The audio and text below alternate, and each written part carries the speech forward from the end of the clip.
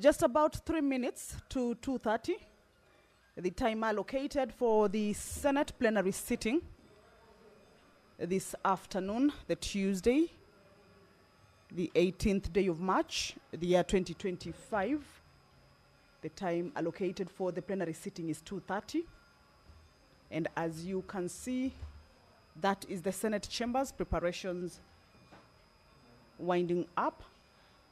And in no time, once the Speaker's procession makes its way into the chambers, then the business, if the House has attained its quorum, will, without any further delay, commence. And this is a broadcast that is streaming live from the Parliament buildings in Nairobi, a broadcast that is brought to you by the Parliamentary Broadcasting Unit in partnership with the Kenya Broadcasting Corporation. A warm welcome to you as you join us for these Senate proceedings. My name is Kamche Menza. Good afternoon.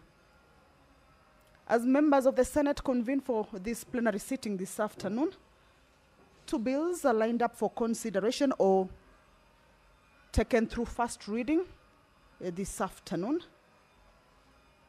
The county government's revenue raising process, a bill originating from the National Assembly, and a bill that is sponsored by the Senate Majority Leader, Honorable Aaron Cheruiyot, is a bill that is lined up for first reading or coming up for first reading at the Senate floor this afternoon. This is a bill that seeks to provide for the process to be followed by county governments in the exercise of their power to impose, vary, or waive taxes, fees, levies, and other charges, to establish the Agency Transitional Committee. This is part of what the bill also seeks to do, to establish the Interagency Transitional Committee. And in this process, and in this particular bill, it indicates that it seeks to provide for the process to be followed by the county governments in the exercise of the power or of their power to impose, vary, or waive taxes, fees, and levies.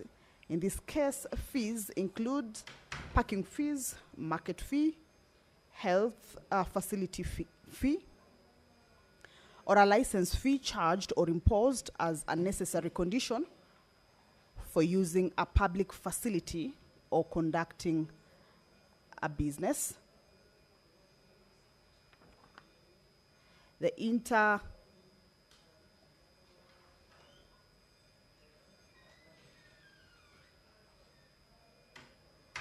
The bill also, or the Interagency Transitional Committee, will be established by the Cabinet Secretary.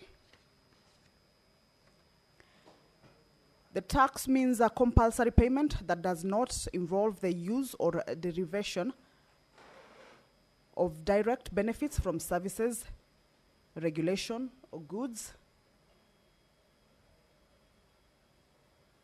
And the county government, or clause 3 of this particular bill, indicates that the county government or a county government may not exercise its power in terms of Articles 209 or 210 of the Constitution to impose tax, levy, fee, or any other charge in a way that materially and unreasonably prejudices national economic policies, economic activities across county boundaries, or the national mobility of goods, services, capital, or labor. It also indicates that before imposing a tax, fee, levy, or any other charge, a county government shall follow various processes provided for in this particular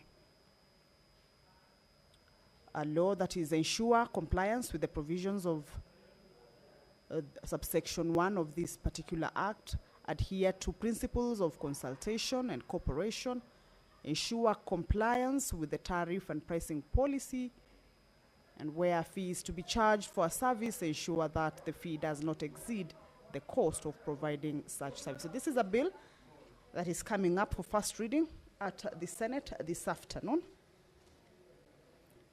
The other bill that will also be read for the first time on the floor of the Senate this afternoon is the Business Laws Amendment Bill, a bill originating from the Senate and also sponsored by the Senate Majority Leader, This is a bill that seeks to amend various statutes so as to create a conducive environment for doing business.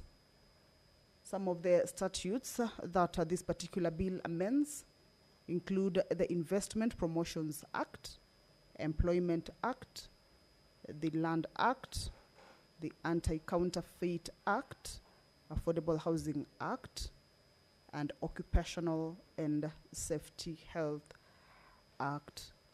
This is a bill we shall be later taking a look at some of the sections that this bill will be amending in the various acts, as I had just read out them to you. But this is also a bill that is coming up for first reading before it proceeds to the next stage, committee and public participation and the other stages. However, some activity at the entrance of the Senate chambers, and that is the Speaker of the Senate, Honorable Amason Jeffa Kingi, making his way into the chamber. The mess has already moved, was ahead of him, as is the procedure. And allow me to hand you over to this live broadcast brought to you by PBU in partnership with KBC. Good afternoon. Ewe Mwenyezi Mungu, twakusihi ututazame kwa neema nyingi na baraka sisi watumishi wako ambao mridhika kutuita kwa nyadhifa za uongozi katika jamhuri hii yetu. Twakuomba utuwajalie tuyatende na kufikia mambo yote atakayofikishwa mbele yetu kwa njia ya haki na uaminifu, ili kustawisha amani, ufanisi na heri ya nchi yetu na wale ambao haja zao wamezikabidhi mikononi mwetu. Amen.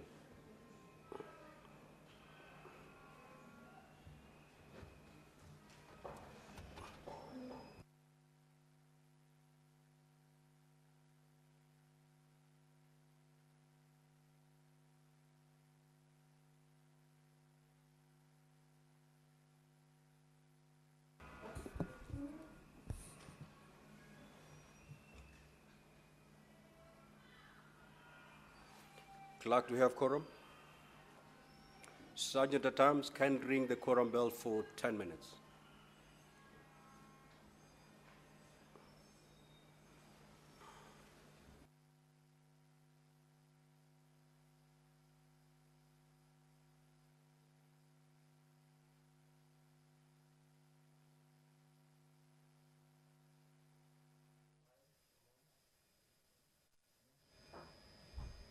Well, the prayer has been said and the chair taken. But as you can see on your screens, it is clear that the House has not attained the required quorum, that is at least 15 senators. And from the numbers of the senators inside the chambers that we can see right now, and as indicated by the Speaker, that quorum bell is for the members who may be within the precincts of Parliament to make their way into the chamber, at least to allow the House raise that particular quorum, at least 15 senators, and this is as provided for in the House Standing Order, number 39 and 40, that at the commencement of House business, at least 15 senators. Senator Miraj has just made her way into the chamber or has just walked in. Busia Senator, nominated Senator Mutinda, Senator Chimera, they are making their way into the chambers. Remember, the quorum bell that is on is, of course, to alert the senators who may be within the precincts of Parliament that their presence inside the chamber is highly required to at least allow the House raise the required quorum for the business to be able to commence. If that quorum is present, the quorum of at least 15 senators, the House will be deemed to have not attained that quorum, and the bell will be on as directed for 10 minutes now. However, if that quorum is attained before the lapse of those 10 minutes, then the House will be called to order, of course, for the business of the day to commence. However, the standing orders proceed to indicate that if at the lapse of the first 10 minutes, the quorum is not raised, a further 10-minute bell will be on. At the lapse of the second 10-minute quorum bell, if the quorum is not attained, then the House may be adjourned or will be adjourned until the next sitting. However, we believe that that quorum will be attained and the House will commence its business as lined up for consideration, or the business that is lined up to be transacted this afternoon. And back to what the senators, as they convene for this plenary sitting, will be looking at. Pursuant to provisions of Standing Order 53, paragraph 1, with regards to statements and questions, the Senator for Machakos County, Honorable Agnes Kavindu, will seek a statement from the Standing Committee on Health regarding the operations of the Social Health Authority, commonly referred to as SHA, being conducted by private individuals. The Honorable Senator for Machakos County will also seek a statement from the Standing Committee on Finance and Budget regarding alleged wastage and lack of prioritization of public resources in the county that she represents at the Senate, that is the Machakos County nominated Senator Crystal Asige, also making her way into the chamber. If you're just joining us, is that the House is about to commence its business. However, at the commencement of the House business, as per the rules that guides the House, at least 15 senators shall be seated inside the chambers for the House to be deemed to have attained its quorum. We can see the Honorable Senator for Kakamega, who is also the majority whip, counting the numbers of the senators or counting the senators who are already inside the chambers to see whether that quorum has been achieved. It is at this point that the whips of the House are required to whip the members to make their way into the chamber. So as we can see, the Honorable Senator has just made his way out to find out whether there are other senators who have not yet reached inside the chambers and just within the precincts of the Parliament. So if you're just joining us, that the House is about to commence its business.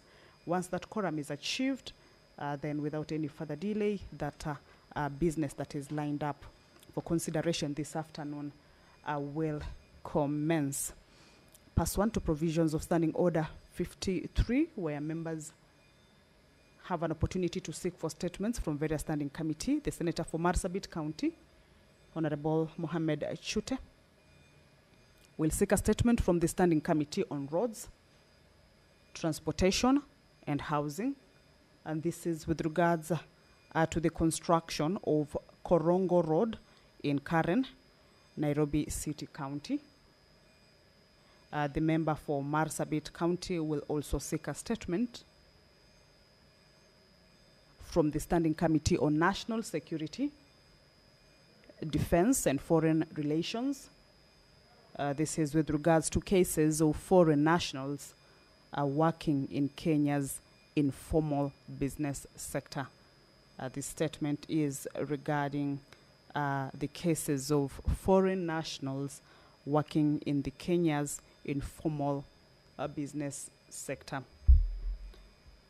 These are statements that, as provided for in the House Standing Order number 53.1, these various members will require responses or will be seeking for responses on these concerns that they have raised from the various standing committees.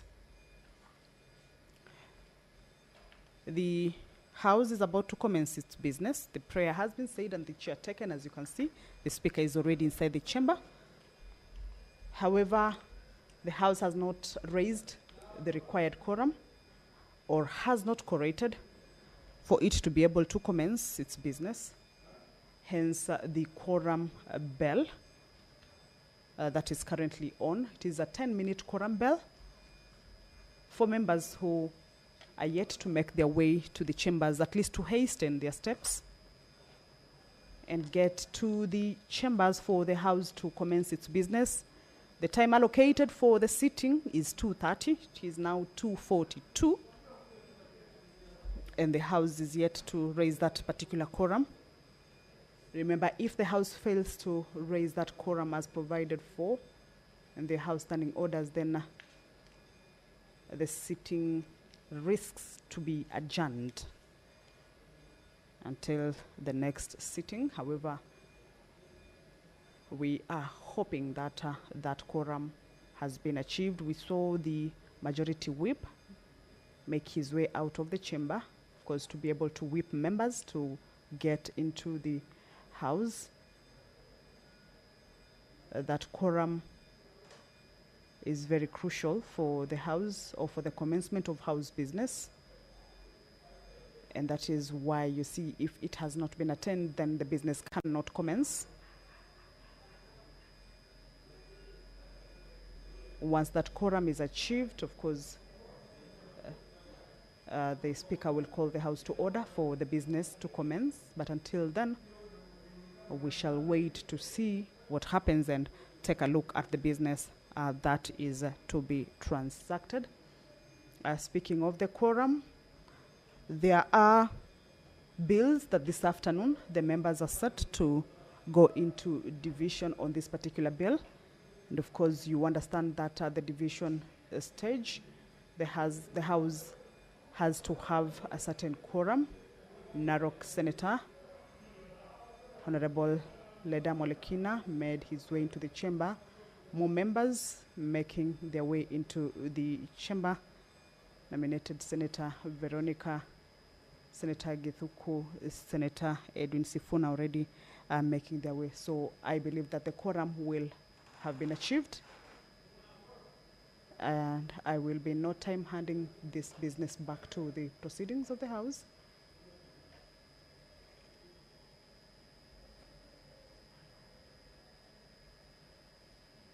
We're just waiting for that particular confirmation. Senator Kinyua, Senator Wamboa have also made their way into the chamber. I believe that the quorum has been raised, although that is the Deputy Speaker also, Senator Dan Manzo, also making their way into the chamber. It is without doubt that the quorum must have been achieved at this point.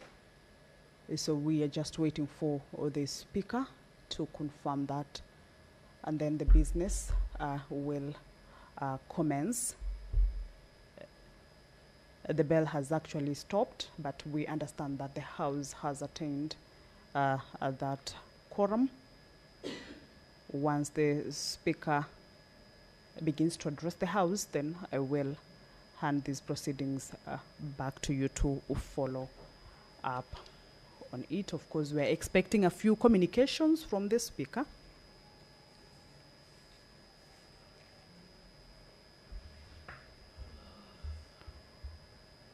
And we believe once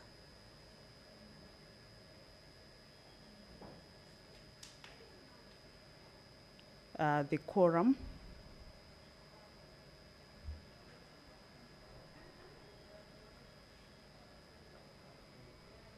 Senator Kavindu also has made her way into the chamber. Remember, that particular quorum that we believe has been raised will also enable the House continue on its other businesses, especially the bills that will be considered at the division stage. This is the Public Fundraising Appeals Bill, a bill originating from the Senate, is part of the bill that will be considered at the division stage. This means that a debate on these particular bills were concluded.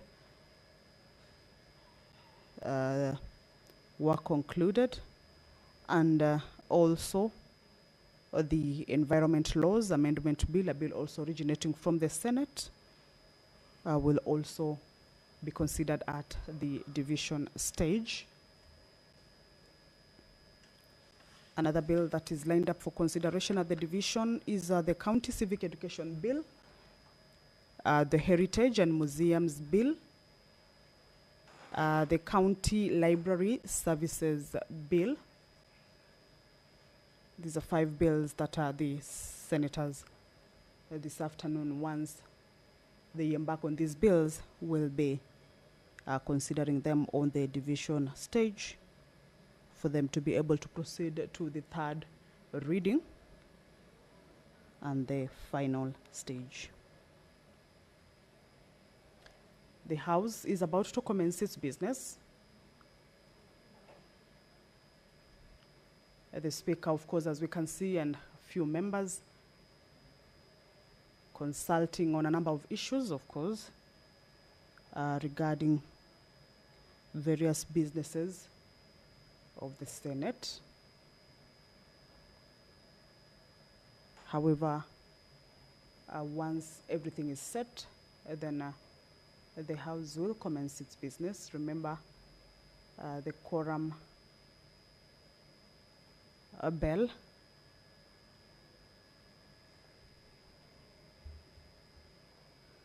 or rather the 10-minute quorum bell has now lapsed, but from the screens that are showing us the inside of the chamber is that we can see that at least members have may have raised that quorum. We may have at least the 15 senators.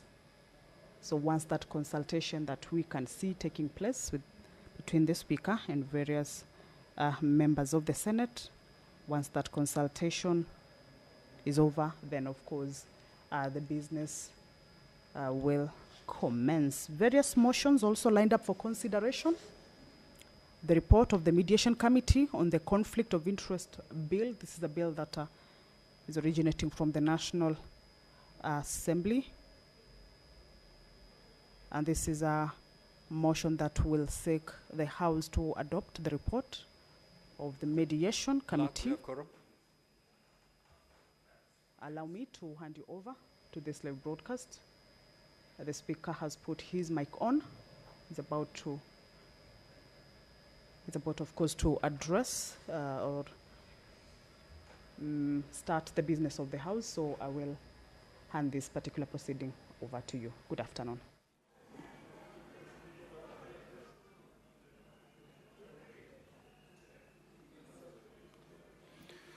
Clerk, you may proceed to call the first order. Order number 1, administration of oath. Order number 2, communication from the chair.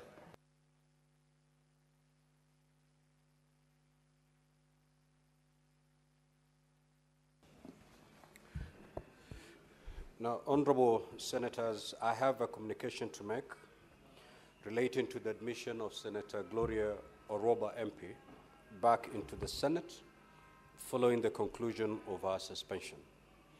As honorable senators will recall, on the 12th of February 2025, I issued a communication on the implementation of the resolution of the Senate to adopt the report of the Committee of Powers and Privileges on the conduct of Senator Gloria Oroba MP made on the 20th of September 2023. Now, honorable senators will also recall that subsequent to the Senate resolution, Senator Gloria Oroba MP filed petition number E283 of 2023 and a judicial review application E008 of 2023, which sought to quash the recommendations of the Committee of Powers and Privileges and the resolution of the Senate made on the 20th of September 2023. Honorable senators will also note that on the 28th of September 2023, the High Court at Machakos issued orders whose effect was to suspend implementation of the resolution of the Senate on the conduct of Senator Gloria Oroba MP, pending the hearing and determination of the matter. The High Court petition and judicial review application was subsequently merged by the court, had and determined on the 15th of January 2025. In the judgment, the court dismissed the petition and the judicial review application. The import of this was that the court ordered staying the resolution of the Senate on the report of the Committee on Powers and Privileges, as well as any other consequential orders in the matter that had been filed by the senator lapsed. Now, honorable senators, consequently, in the communication issued on the 12th of February 2025, and in accordance with Section 15(7), as read together with paragraph 4 of the third schedule to the Parliamentary Powers and Privileges Act, I proceeded to enforce the resolution of the Senate on the report of the Committee on Powers and Privileges. In the communication, I informed the Senate that the 79 calendar day suspension that ought to be applied in the year 2023 will run from Wednesday 12th of February 2025 to Thursday 1st of May 2025.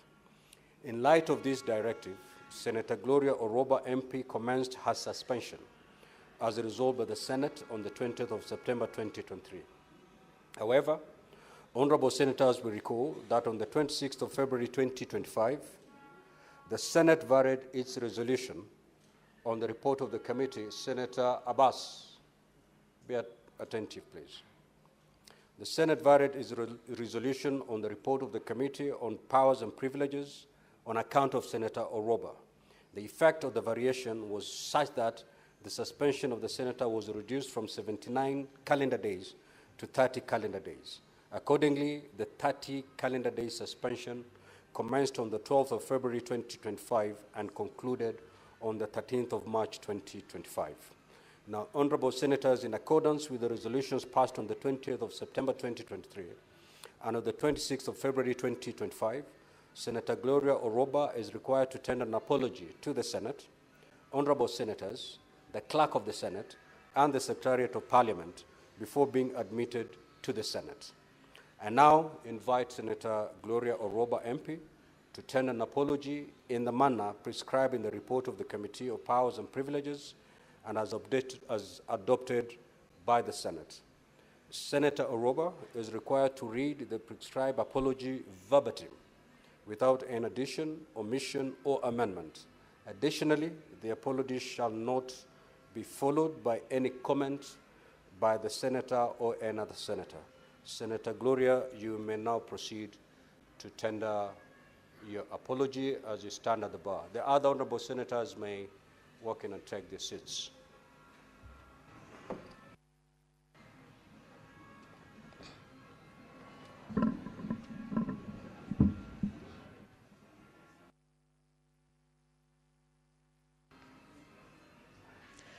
Mr. Speaker, I, Senator Gloria Oroba, hereby tender my unreserved apology to this Senate.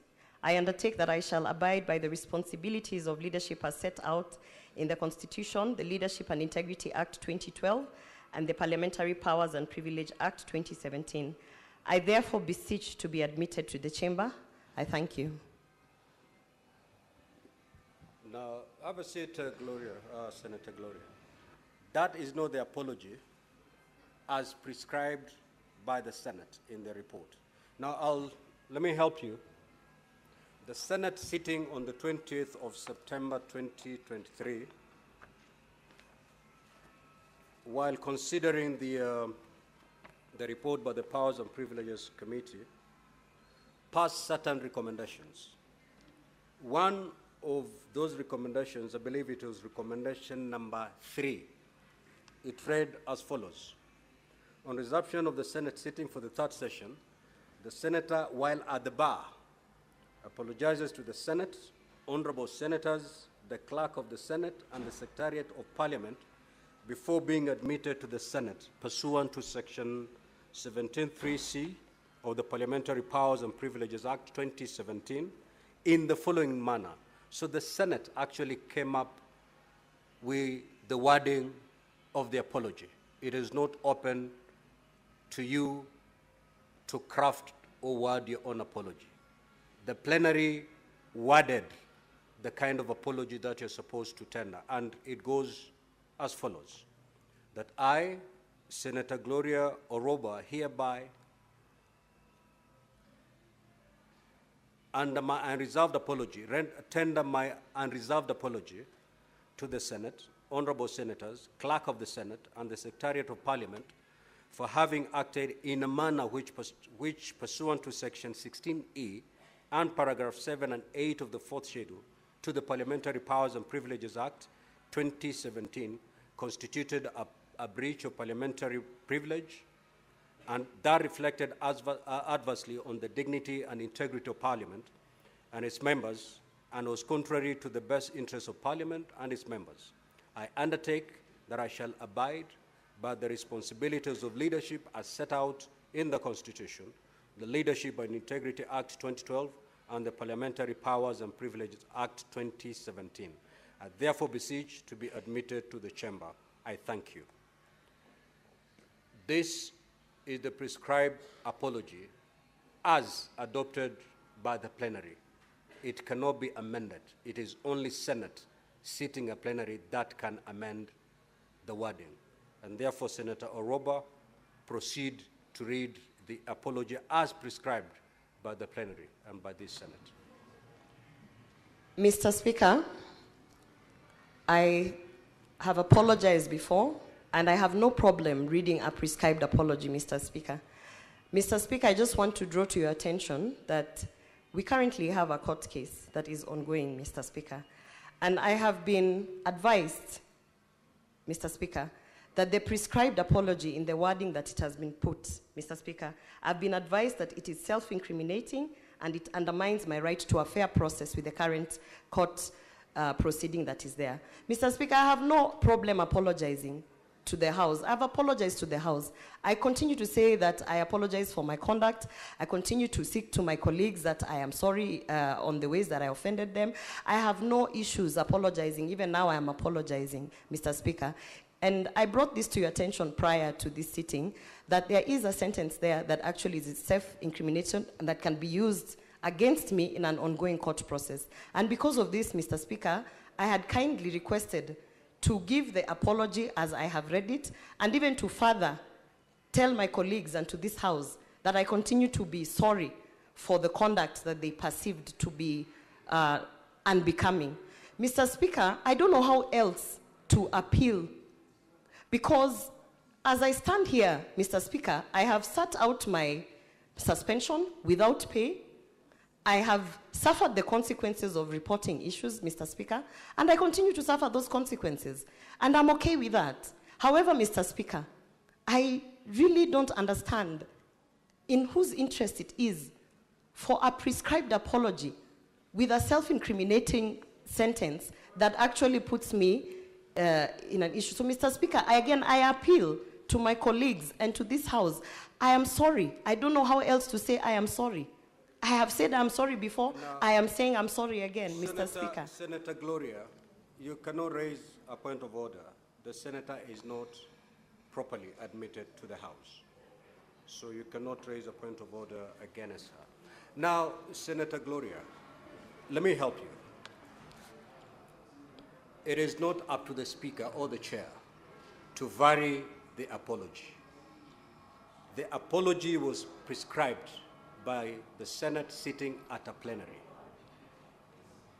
It is only the plenary sitting again to reopen this matter and amend that particular apology. As it stands, it must be read as contained in the report. So you either read this apology as prescribed, or you go think about it and come back at any day, any time that you'll be willing to read it as is prescribed. There is no two-way about it, because by allowing the apology that you've read out, and basically usurping the powers of plenary by amending a report that was passed and adopted by this Senate. I do not have those powers. I stand guided, Mr. Speaker. Thank you. I will, I have, as I've said, I have no problem reading it. But I have been advised, Mr. Speaker, and I'm not a legal expert, and I have an ongoing court case, Mr. Speaker. Senator Gloria, so it's I don't know what else is required from me, Mr. Speaker. The Chair is speaking, Senator Gloria. You know our standing orders. I have told you that there's only two ways. There are only two ways. You either read as prescribed, walk in and take your seat, or you don't read as prescribed and you walk out until such a time that you'll be ready to read the oath as prescribed. Which way do you want to go? Mr. Speaker, having had your advice and noting that by reading this apology, I will be incriminating myself, noting that this is attached to my work, I find that very unfair. Mr. Speaker, I stand by my dignity and I stand by where I am, and I have no option. Where you have left me, I have no option but to walk away from my duties, because I cannot read an incriminating statement on a matter that has not been investigated. And Mr. Speaker, as it stands, I want to say that this being the last statement that I make, I continue to stand by my statements, and I want to say that it is truly unfair that an incriminating statement is being put in an apology so that I can tie myself down to something that has not been investigated, not by Parliamentary Service Commission, not by this House, not by an independent one. So therefore, Mr. Speaker, I have no option but to actually walk away from chambers as you have directed, Mr. Speaker. And having said that, I would also want to inform this House that it is happening to me now, but it is going to happen to you in the future, because I am not fighting anyone. I am actually saying I reported a case, it has not been investigated, and the powers that be are actually influencing a process so that I can incriminate myself and therefore perjure myself in a court case that is ongoing. I find this very unfair, and this being the upper house, Mr. Speaker, I want to say that I'm disappointed, and I want to say that I am not going to trade a salary for something that has not been investigated. I can stay without the salary, I can stay without the position, Mr. Speaker, and I still continue to say it is unfair that someone who has reported a matter is being taken through this. Thank you, Mr. Speaker. Next order. Order number 3, messages.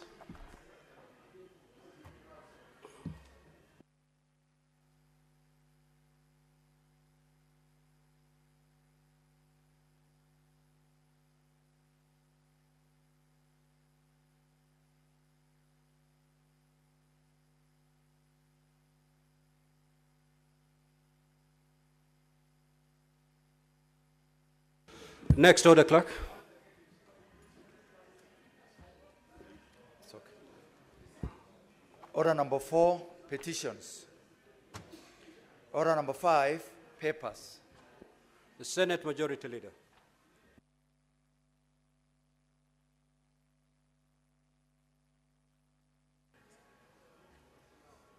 Mr. Speaker, sir, I beg to lay the following papers on the table of this Senate today, the 18th of March 2025, being 1, the Social Health Insurance Amendment Regulations, LECO Notice number 55 of 2025, 2, the Social Health Insurance Tariffs for Health Services, Regulations, Legal Notice number 56 of 2025, and finally, a report of the Office of the Control of Budget on the National Government Budget Implementation Review for the first 6 months of the financial year 2024-2025.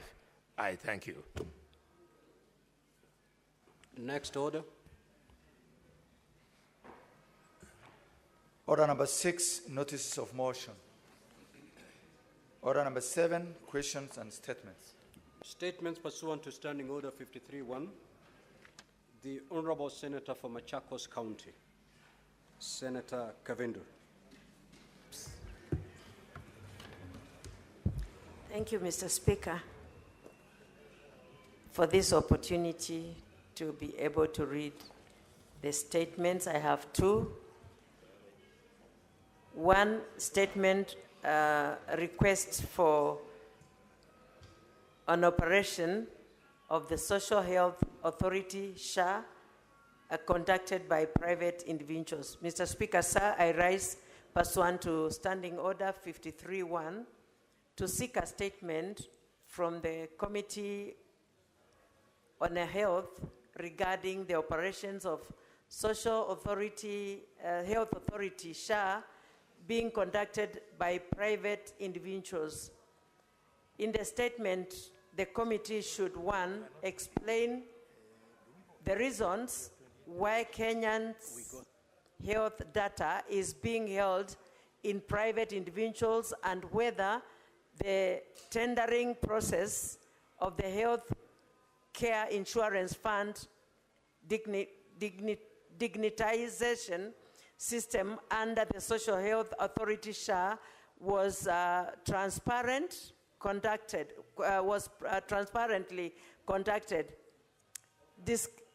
disclosing details of the award of the contract, the number of bids received, and criteria used in selecting the consortium awarded and costs of the award. 2, state the reasons for the non-disclosure, A, of the control charges fees of 2.5% on members' contributions, claims on health facilities of 5%, and track and trace solutions at the rate of 1.5% for the period of 10 years, with a projected revenue to the consortium of Kenya shillings 111 billion. The highlight why the contract signed between the government and the consortium bars the government on any other person from employing alternative systems. B, the details of the signatories of the account and the contract agreement, explaining why is transfers of funds. Mr. Speaker, I can't concentrate on my, because of this meeting here. Honourable senators, may the good senator be heard in silence. Thank you, Mr. Speaker. I'll repeat A and B. Of the control charges of 2.5 on members' contributions, claim on health facilities of 5%, and track and trace solutions at a rate of 1.5% for a period of 10 years, with the projected revenue of the consortium of 111 billion, and highlight why the contract signed between the government and the consortium bars the government or any other person from employing alternative system. B, of the details of the signatories of the account in the contract agreement, explaining why there is transfer of funds to the escrow account on a daily, weekly basis. C, in the contract agreement of the Kenya shillings 7 billion set aside for training, support, and customer education. The number of health workers to be trained on the system and mode of training that led to arriving at the said costs. 3, explain why the contract signed requires that dispute arising be resolved by arbitration under the rules of the London Court of International Arbitration, contrary to the provisions of Public Procurement Administrative Reviews Board, PPARB, and the Public Procurement and Disposal Act. And 4, provide reasons for the accessibility by the Controller of Budget to the Social Health Authority SHA funds and its operations outside the consolidated fund. Senator Agnes Kavindu Mudhama, Senator Machakos County. I have another statement, Mr. Speaker, so I'll read. The statement request on statement on lack of prioritization and wastage of public resources in Machakos County. Mr. Speaker, sir, I rise pursuant to Standing Order 53-1 to seek a statement from the Standing Committee of Finance and Budget regarding the lack of prioritization and wastage of public resources in Machakos County. Mr. Speaker, sir, the Office of the Controller of Budget in the report on the county government's budget implementation reviews for the first half of the financial year 2024-2025 reported disturbing and disputant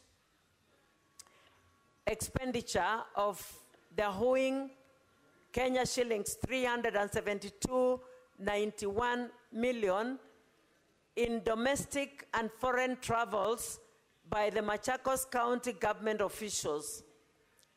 In the statement, the committee should address the following. 1, provide details on all domestic foreign travels projected and undertaken by the Machakos County government officials for the financial year 2022-2023 and 2023-2024 and 2024-2025, the criteria used in prioritizing the travels budgetary allocation and the costs benefits analysis for each of the travels. 2, explain whether there was transparency and accountability in the budgetary allocation and expenditure in accordance with the principles of public finance management. 3,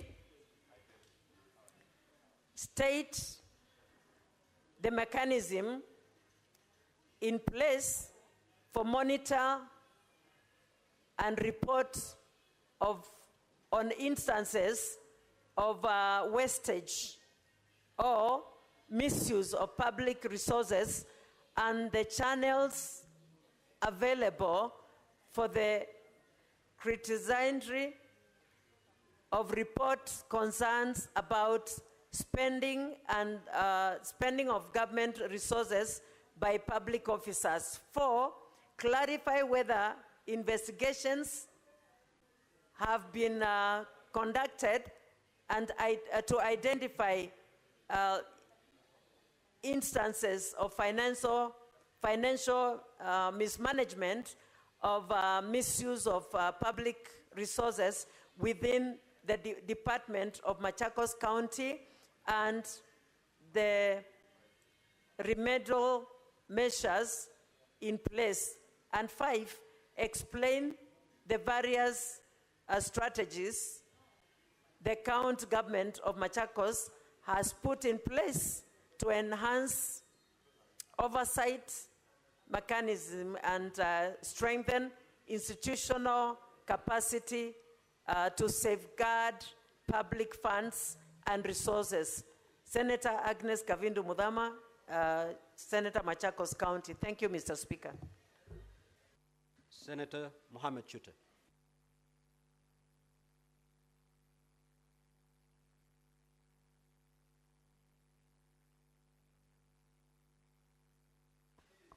Thank you very much, Honorable Speaker.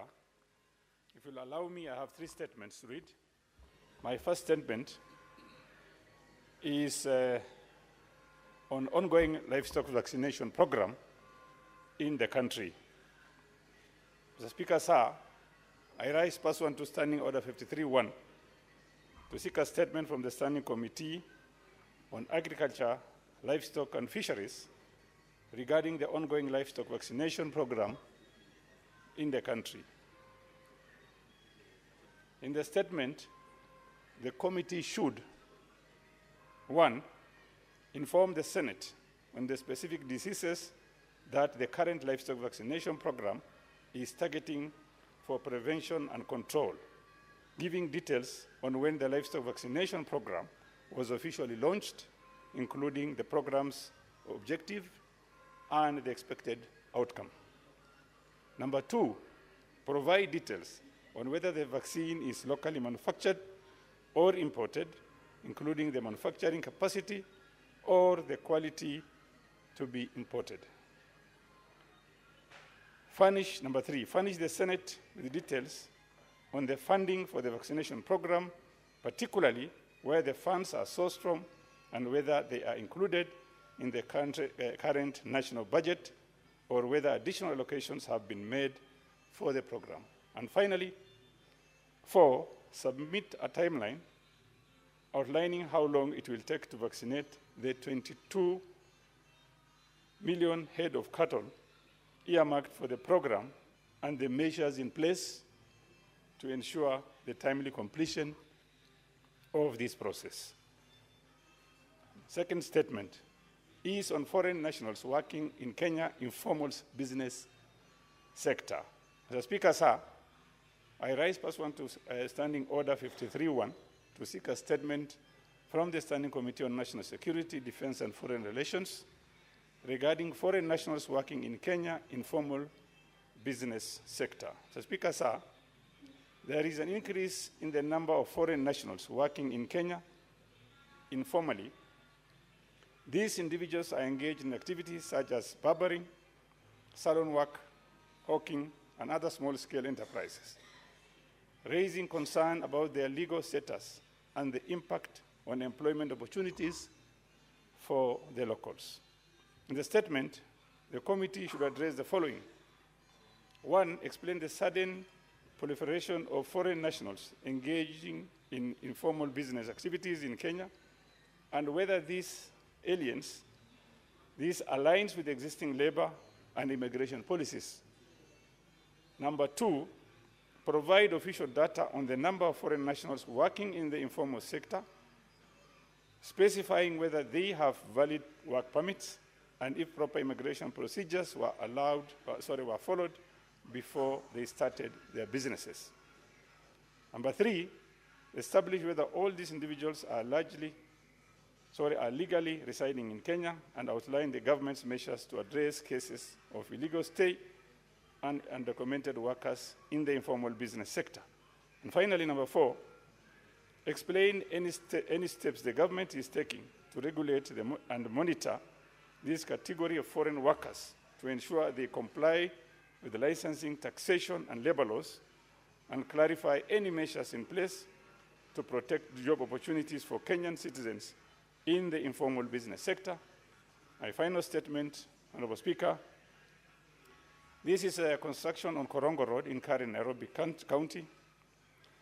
The Speaker, sir, I rise pursuant to Standing Order 53-1 to seek a statement from the Standing Committee on Roads, Transportation and Housing regarding the construction of Korongo Road in Karen.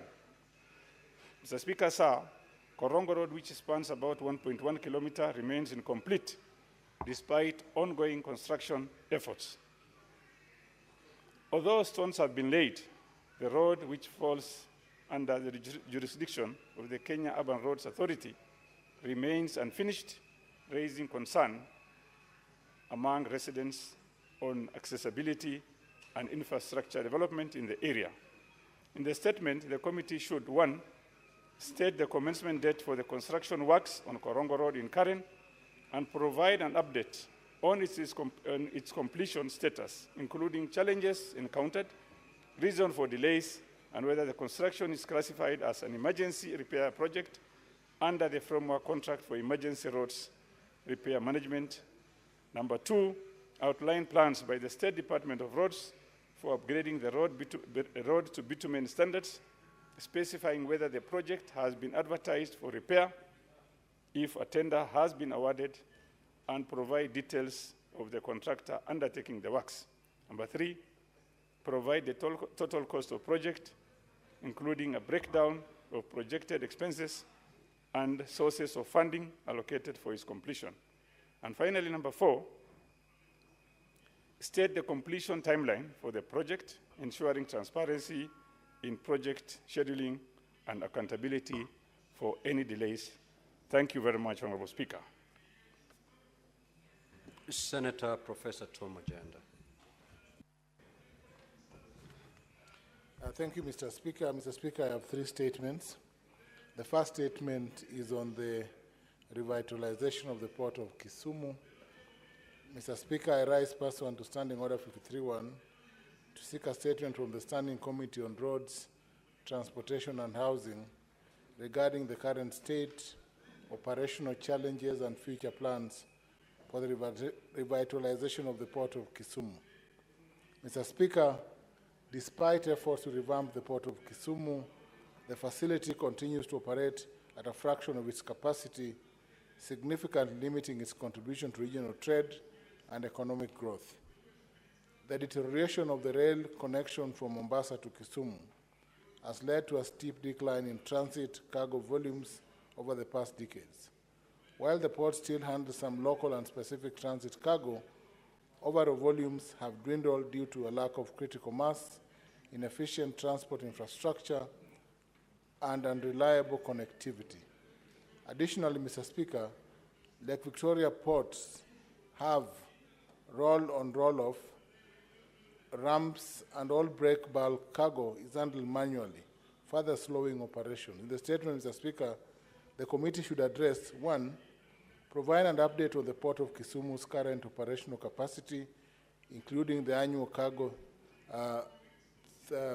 throughput, transit cargo volumes, and the utilization of available infrastructure. 2, explain the measures being taken to restore and modernize the rail connection between Mombasa and Kisumu to enhance cargo transportation and revive trade efficiency, and clarify whether there are plans to invest in alternative transport systems, including road, rail, and lake transport connectivity to make Kisumu a competitive logistic hub. 3, outline the government's strategic plan to upgrade the port's infrastructure, including cargo handling facilities, automation, and integration of modern logistic relations. 4, state the government's long-term vision for leveraging Kisumu Port as a major trade gateway for the East African community and the African continental free trade area after markets. And lastly, explain the steps being taken at both the national and county government levels to attract private sector investment and regional partnerships to support port operations and improve efficiency. Mr. Speaker, my second statement is on the transfer of core county functions by the county government of Kisumu to the city of Kisumu. I rise pursuant to Standing Order 53.1 to seek a statement from the Standing Committee on Devolution and Intergovernmental Relations regarding the transfer of core county functions by the county government of Kisumu to the city of Kisumu, as published by the county government in the Standard newspaper of 20th January 2025. Mr. Speaker, the transfer of specified functions raises grave constitutional and governance concerns, since there is no legal provision that allows a county government to transfer its functions to a municipality or city. The law only provides for delegation of such functions. The transfer of the functions also negatively impacts service delivery to other areas of Kisumu County outside Kisumu City and potentially marginalizes these areas in the development agenda. In the statement, Mr. Speaker, the committee should address the following: the legal basis for the transfer of core county functions by the county government of Kisumu to the city of Kisumu, as published by the county government in the Standard newspaper of 20th January 2025. 2, rationalize the transfer of functions, also stating whether public participation was conducted in accordance with Articles 10 and 174 of the Constitution. 3, the implications of the transfer of function, including its effects on, Mr. Speaker, A, operations of the county government in view of the fact that its key functions have been transferred. B, equitable development of both Kisumu City and other urban and rural areas within the Kisumu County. C, revenue collections among county functions. And D, financial oversight, particularly how the Senate ensures transparency and accountability in the management of public resources allocated for the transferred functions. The fate of county staff previously engaged in undertaking the transferred functions, stating the measures that have been taken by being put in place to safeguard their livelihoods. Mr. Speaker, the last statement is on the state of rice farming in Kisumu County. Mr. Speaker, I rise pursuant to Standing Order 53-1 to seek a statement from the Standing Committee on Agriculture, Livestock and Fisheries regarding the state of rice farming in Kisumu County and the interventions by the Japan International Cooperation Agency, JICA, and the Government of Kenya, GOK, to support the sector. In the statement, the committee should, 1, provide a status update on the progress of the Ahero Irrigation Scheme Rehabilitation Project, detailing the scope of works, project timelines, and the utilization of the Kenya shillings 3 billion funding from JICA. 2, outline the objectives and achievements and challenges of the rice-based and market-oriented agriculture promotion project in Kisumu County, explaining the measures in place to address key issues affecting rice farmers, such as post-harvest losses, limited market access, and vulnerability to climate-related disasters like floods, while also highlighting any interventions aimed at improving productivity and resilience.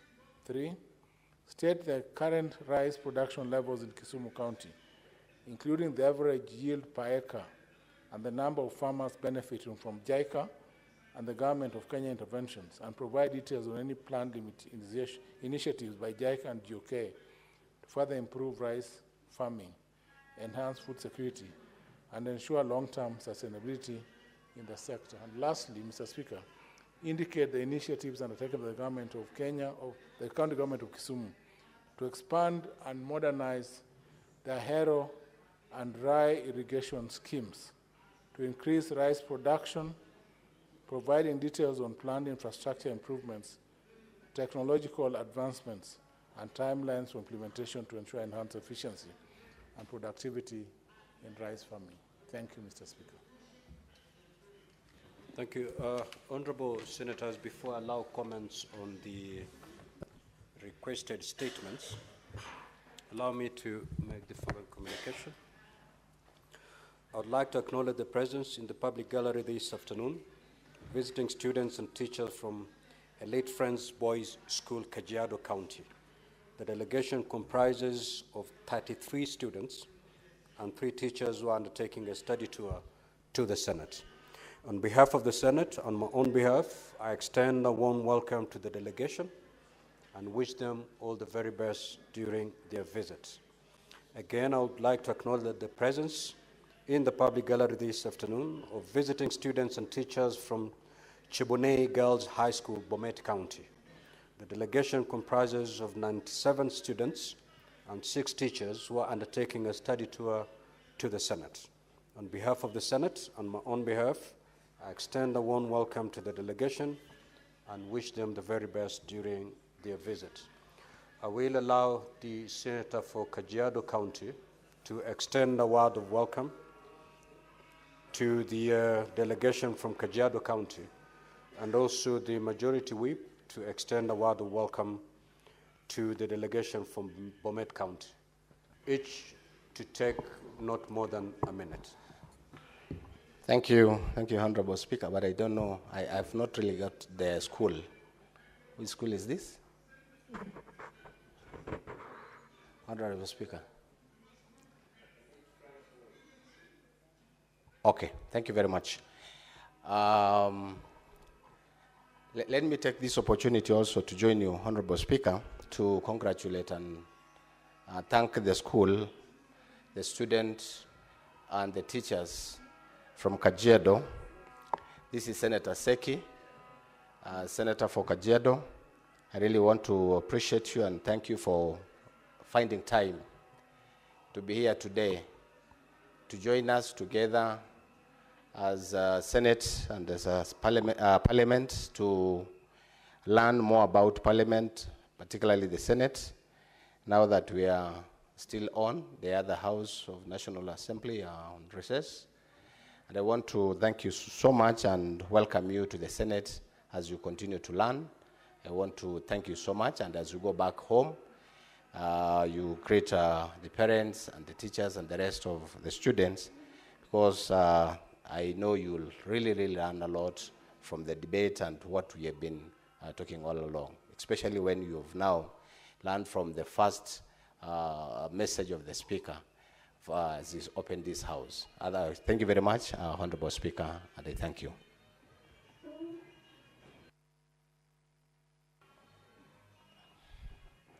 Thank you, Mr. Speaker. Mr. Speaker, as I welcome the young people to this House that I hope they will have an opportunity to serve in the coming days, let me celebrate with them the rich leadership that has traditionally come from Bomet. I remember when we started devolution in 2013, the governor of Bomet, His Excellency Isaac Ruto, became the first chairman of the Council of Governors, and he did a great job. I'm saying all these good things on behalf of your Senator, Senator Hilary Sikei. You're most welcome. Now, Honorable Deputy Speaker, you know better that you cannot raise on a point of order. Yes, then you can only seek intervention. You may proceed. You may proceed. Honorable Speaker, we are very busy in this House this afternoon, and the working environment is not conducive, Mr. Speaker, because of the music playing outside by maybe people who have come to bring their petitions or who want to be heard by the Parliament. Also, Mr. Speaker, in honor, Mr. Speaker, they can submit their maybe petition silently without the music that they are bring, Mr. Speaker, so that also we can do some work.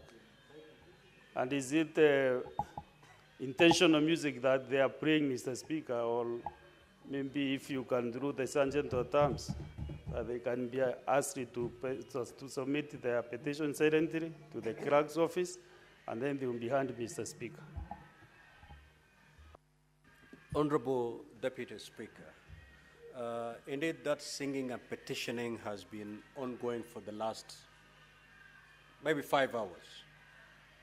Because when we sat as a panel, that music was still on. When we sat at the Senate Business Committee, that music was still on.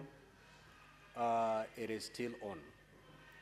Now, whatever is the grievance, I think the leadership should be able to go listen to them, pick whatever memorandum that is to be picked, and thereafter ask them to retreat as Parliament looks into their grievances.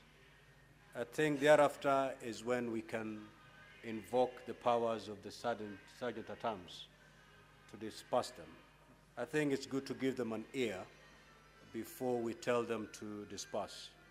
So in this regard, allow me to nominate 2 of our senators to go engage them and come back to report to the House. Otherwise, we will not be able to transact any business in this House. The noise out there is certainly disruptive of the proceedings, but again, we cannot just wish it away. The only thing we can do is to give the petitioners an ear and then ask them to kindly retreat as we look into their grievances.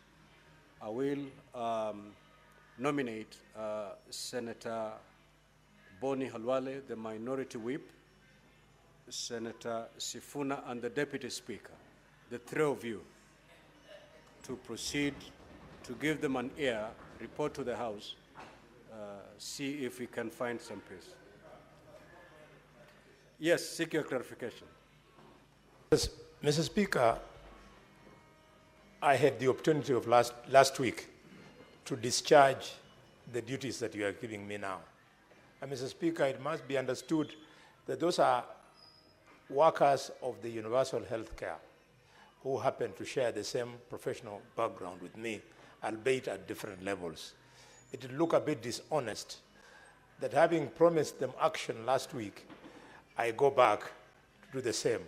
Unless, Mr. Speaker, you are asking me to go and request them to go and play the Kasongo song at the State House. If they are looking for the president who they call Kasongo, he's not in the Senate. He's at State House, Mr. Speaker. So, Mr. Speaker, this is a matter. So are you disqualified? I beg that I be well. disqualified. So the Deputy Speaker and the Senator for Nairobi, just go give an ear to these wonderful Kenyans and ask them kindly to retreat as we look into the grievances.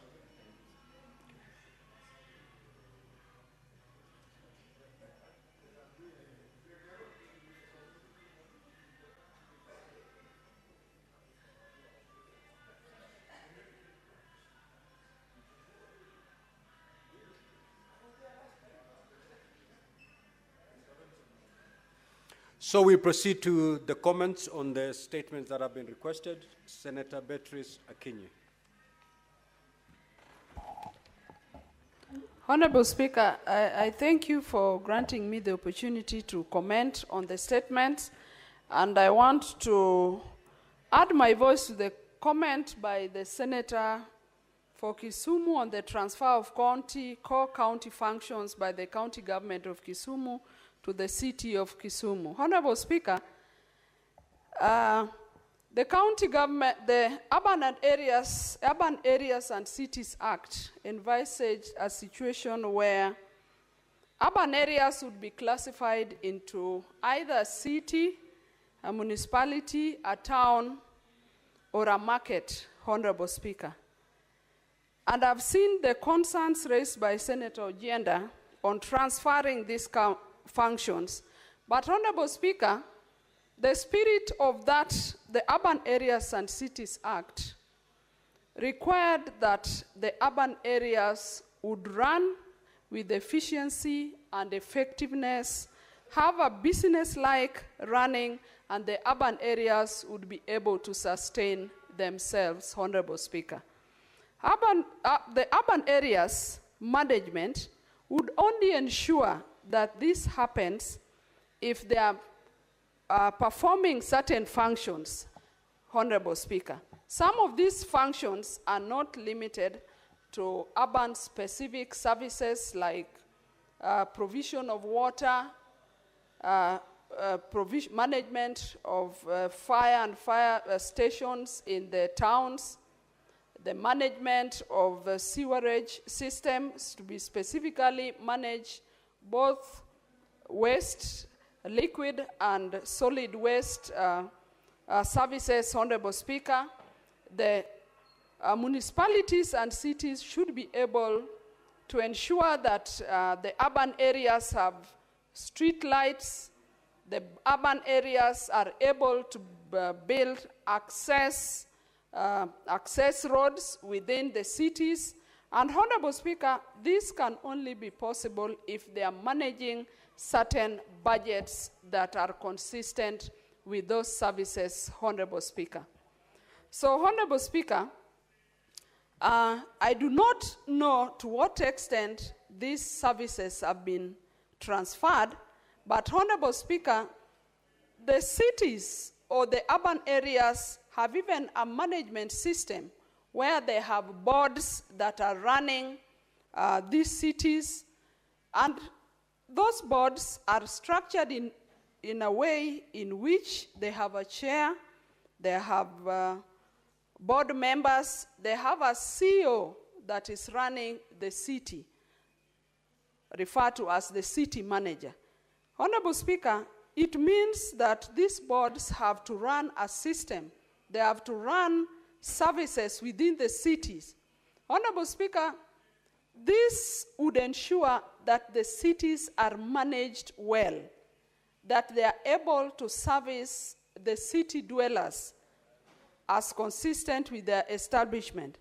And so, Honorable Speaker, they have to run budgets that are allocated to them as a different sector within the county government allocations, Honorable Speaker.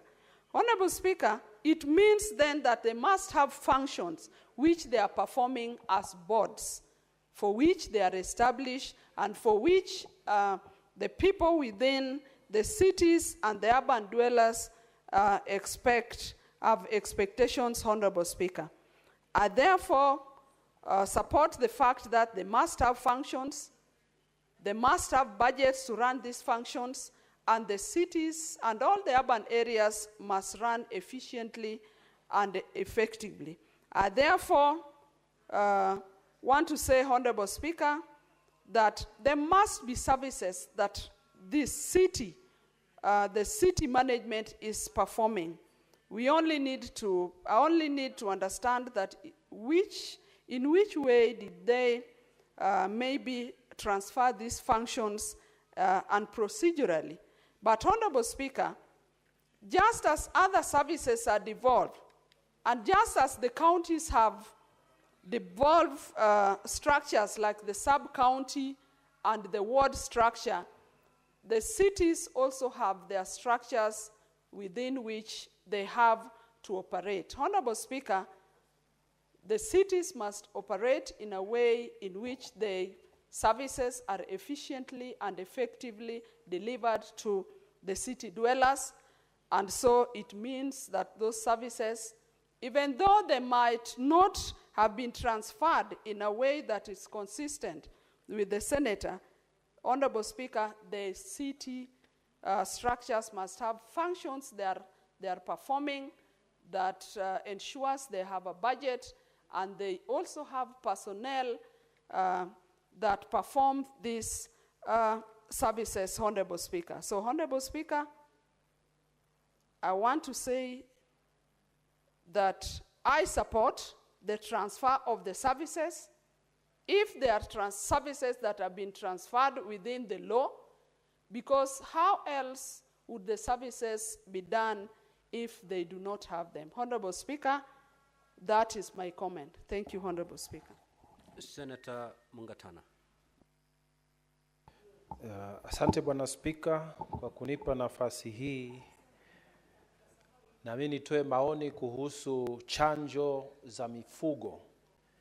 Sisi watu wa Tana River, Bwana Spika, tumekuwa na wasiwasi kwa sababu tangu chanjo hizo zilipotangazwa na serikali kuu kumeingia mushkil.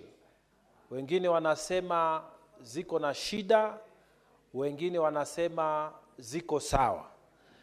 Tungependa kamati waangalie na waseme kwa kikamilifu ya kwamba hizi chanjo ni safi na zitatusaidia na sisi pamoja na mifugo wetu. Pili, wakiwa wanaangalia swala hili, pia tueleze ni pesa ngapi ambazo zinatumika kwa program hii ya serikali, na je, hii pesa ni serikali ya Kenya, government of Kenya, ama ni pesa ambayo inatoka kwa wafadhili ama donors.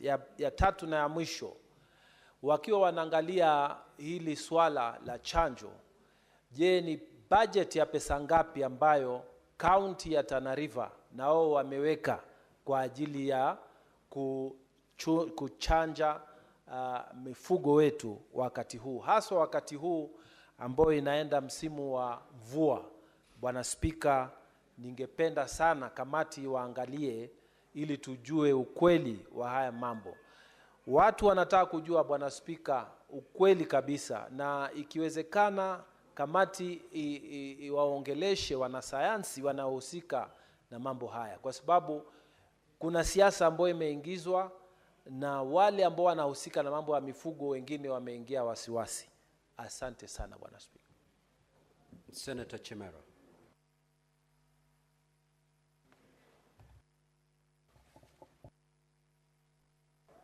Thank you, Honorable Speaker, for this opportunity to make my brief comments on the statement as sought by Senator Professor Tom Ojienda on the transfer of core functions to our cities. Mr. Speaker, there's a saying that says a law is valuable, not because it is law, but because there's a certain right in it, Mr. Speaker. Mr. Speaker, as a House, together with our counterpart at the National Assembly, Mr. Speaker, we passed into law what is now known as the Urban Areas and Cities Act, Mr. Speaker. And in that particular law, Mr. Speaker, there are certain salient provisions of the law that clearly confirm and speaks to the transfer of functions to our cities, Mr. Speaker, to what we call municipalities, Mr. Speaker. Mr. Speaker, as a member of the County Public Investments and Special Funds Committee, Mr. Speaker, we have recently been examining audit reports on the functions, management, and financial and audit probity of this one, Mr. Speaker. Mr. Speaker, to my shock, Mr. Speaker, even being a member of that committee, Mr. Speaker, you find most of these boards are not independent, Mr. Speaker. There has not been a complete transfer of functions from the county executives to these boards, Mr. Speaker. Mr. Speaker, most governors are not even aware that there exists such a law, Mr. Speaker. They still want to clone these functions, Mr. Speaker, and as such, Mr. Speaker, most of the functions that are meant to be undertaken by our boards at municipal level, Mr. Speaker, are not happening, Mr. Speaker. Mr. Speaker, for instance, the Diani municipality, Mr. Speaker, and I know my good governor from Kwale will be appearing before us anytime soon, Mr. Speaker, and I want to imagine she has completely ceded functions to this board, Mr. Speaker, so that we can give and confer those rights in law to those officials tasked with the role of managing the functions and the roles and duties of those boards, Mr. Speaker, so that they can operate independently and autonomously, Mr. Speaker, without any undue influence from the executive, Mr. Speaker. Mr. Speaker, I just want to urge the Committee on Devolution and perhaps JLAC, Mr. Speaker, as they go around the country and sampling counties that are either compliant or not, Mr. Speaker, to be firm and speak to the governors that, look, there is a law that allows them to transfer core functions and mandates to these boards, Mr. Speaker, so that we just don't end up having boards that are not autonomous, boards that cannot make decisions on their own, Mr. Speaker, boards that are just an extension or rather an appendage of the executive, Mr. Speaker. Mr. Speaker, for those many remarks, Mr. Speaker, I want to congratulate the Senator for Kisumu, Professor Tom Ojienda, for a very well thought out statement, Mr. Speaker. And I know this gives a chance to most of our governors to be able to allow people below them, municipal managers, accountants, and heads of water service providers, Mr. Speaker, to be able to be independent functionally so that they can perform their core duties as envisaged in that urban area that is that, Mr. Speaker. Thank you, Mr. Speaker, for those many comments. Senator Abbas.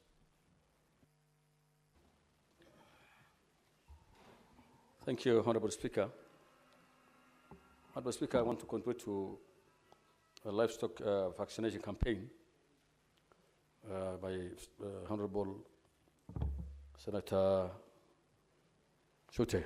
Honorable Speaker, livestock campaign or vaccination has been a common trend in this country. It's annually done, and has been going on for many years. And I think it's a routine thing that has been done always by the Ministry of Livestock, Agriculture and Livestock. However, this particular one has caused a lot of interest and a lot of concern among the livestock farmers. Honorable Speaker, there are two issues that cause these concerns.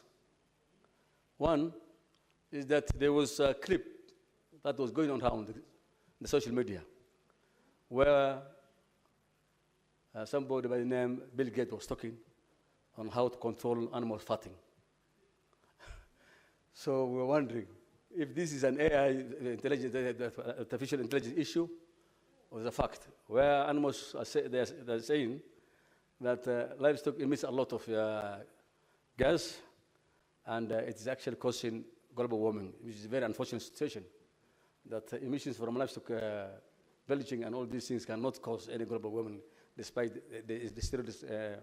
what is happening in the first developed world.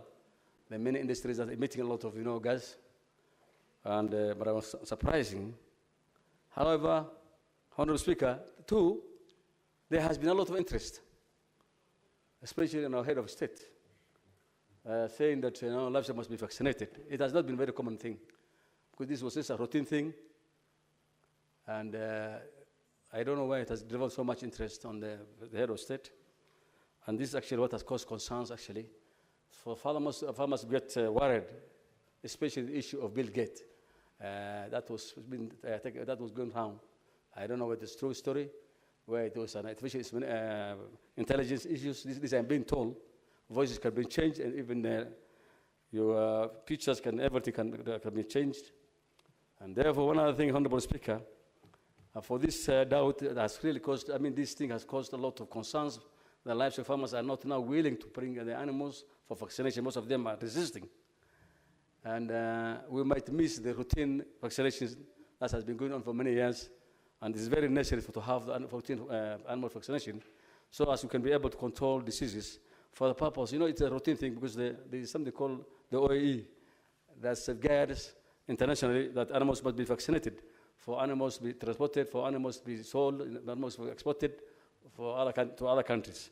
And therefore, this is actually, a statement has come timely that we need to get from the Ministry of Livestock the right position of this vaccination campaign. Thank you, Mr. Speaker, and I support. Senator Sek. Thank you. Thank you very much, Honorable Speaker.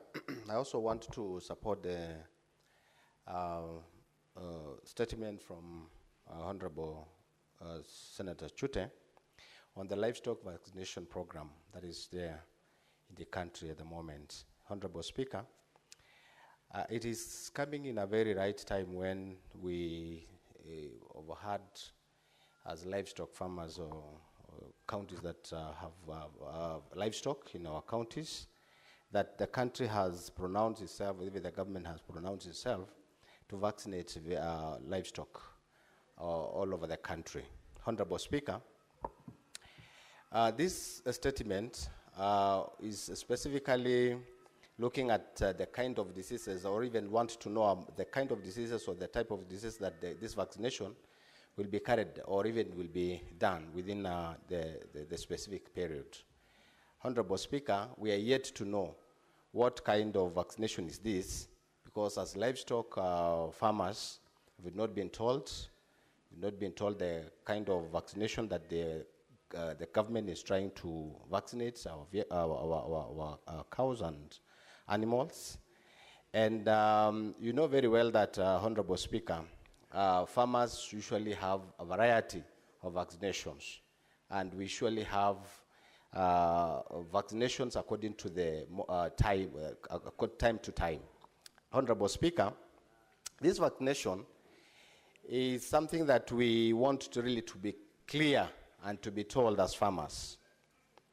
I know very well that the issue of budget has been requested in the statement, because we are yet to know what kind of a budget has been put in place to vaccinate animals. Yet we don't see in the national budget last year or even the year before. So we want to know exactly, this statement will tell us, or even the ministry will give farmers as to where are they getting the budget to vaccinate animals. Honorable Speaker, the other thing is that we really need to know and have a concern on the issue of national government taking or even usurping the functions of county governments without a proper consultation, because this is a fully devolved function to county governments. And as a Senate, we are here to protect the interest of counties. Honorable Speaker, the other thing that will be very interesting to see the statement will try to solve or even to bring is the issue of the approvals of national veterinary boards, if they have really approved this kind of a vaccination for our animals. Honorable Speaker, I also want to take an opportunity to add my voice also to the statement from Honorable Senator for Kisumu, Professor Ojienda. This statement talk about the functions, the transfer of functions to municipalities or even to cities.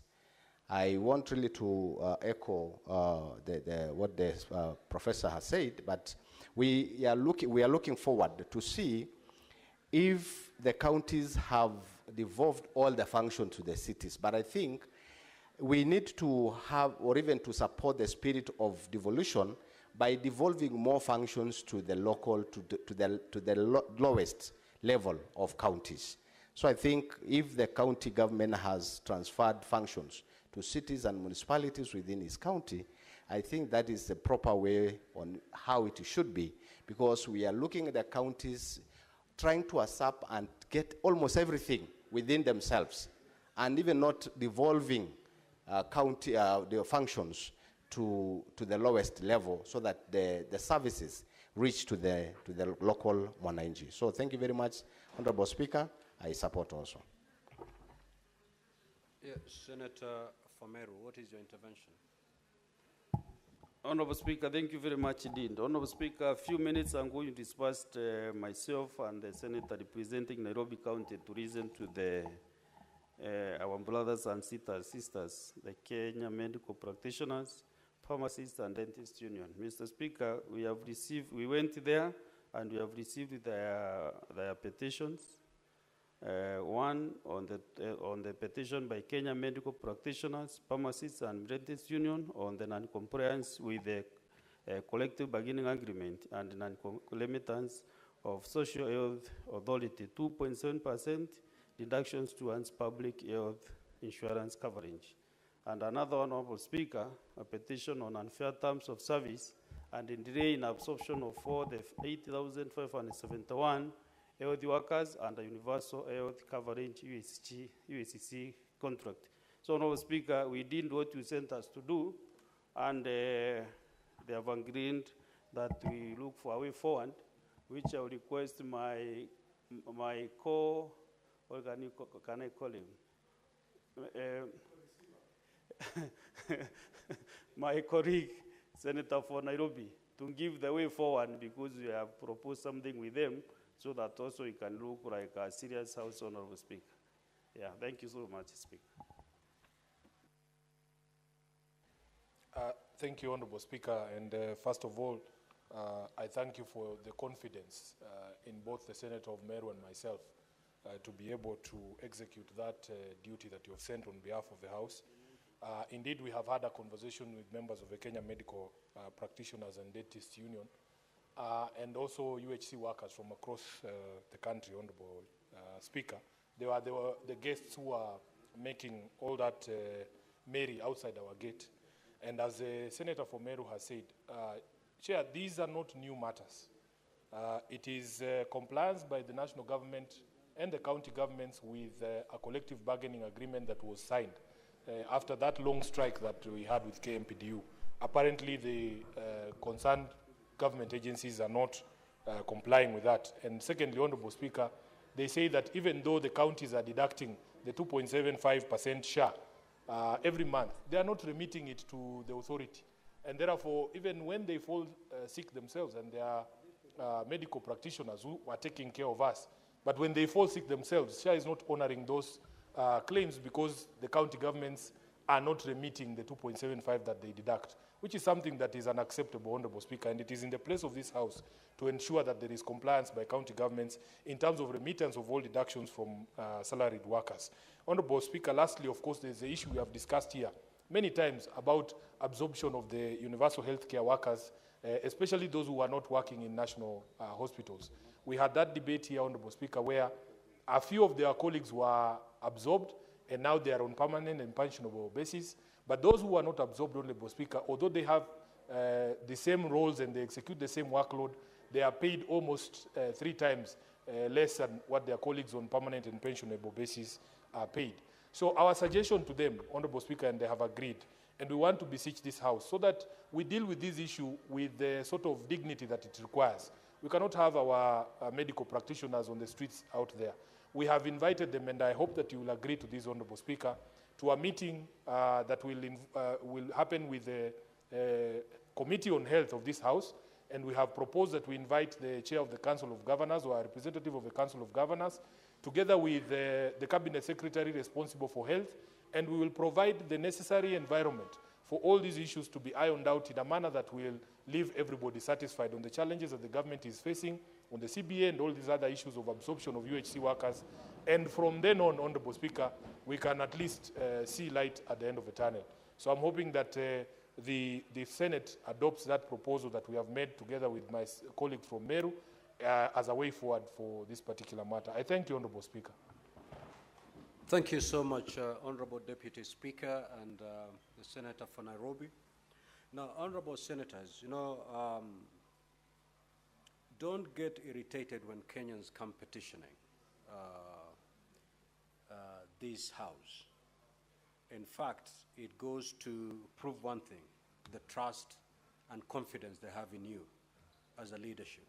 And therefore, whenever these things happen, it's good to give these people a shoulder to lean on, listen to them, and as a leadership, let's seek for solutions that will address their problems. Now, having listened to the Deputy Speaker and the Senator for Nairobi, I do direct the Secretariat through the clerk that a meeting be caused between the Health Committee, COG, and the CS Health to discuss this matter. And that meeting should be called as soon as possible. We know we are going on recess on Thursday. If that can be done within the first week of the recess, so that we get to the bottom of this and offer solutions. I wouldn't want to be the speaker who presided over public relations with such heavy matters. Those workers who've petitioned Parliament, they're living with a lot of hope that some solutions will be found by this House. Let us not let them down. So let that meeting happen. They will, of course, be attending that particular meeting. And I believe if all the stakeholders are brought on the same table, we should be able to fashion a wonderful way forward. Yes, Honorable Senator. Thank you for that direction, Chair. My last request is that you allow me to table the petitions Kindly. that we have received. Kindly. Thank you, Honorable Speaker. That will be the basis of that meeting. Thank you. Thank you. Thank you. Senator Ledama.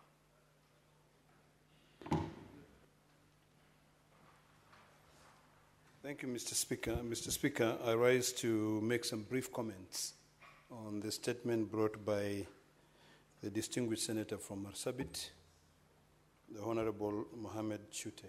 Mr. Speaker, this issue of vaccines is something which is very dear to some of us. It is a big lesson that all of us must learn, that whenever you plan for anything, you must be able to get the buy-in of the professionals.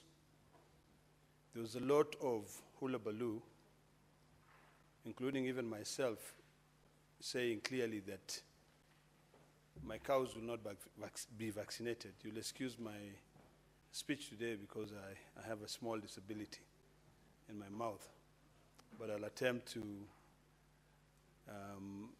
maybe put my message across. The issue of vaccine is something which is very, very important. And what we've learned during the entire exercise, although I can still stand here very strongly and say I never allowed my cows to be vaccinated, there was a huge disconnect between the DVS and the county government in regards to passing the information on the vaccines which were coming out, mostly which were FMD. Mr. Speaker, this House has been set up to defend devolution.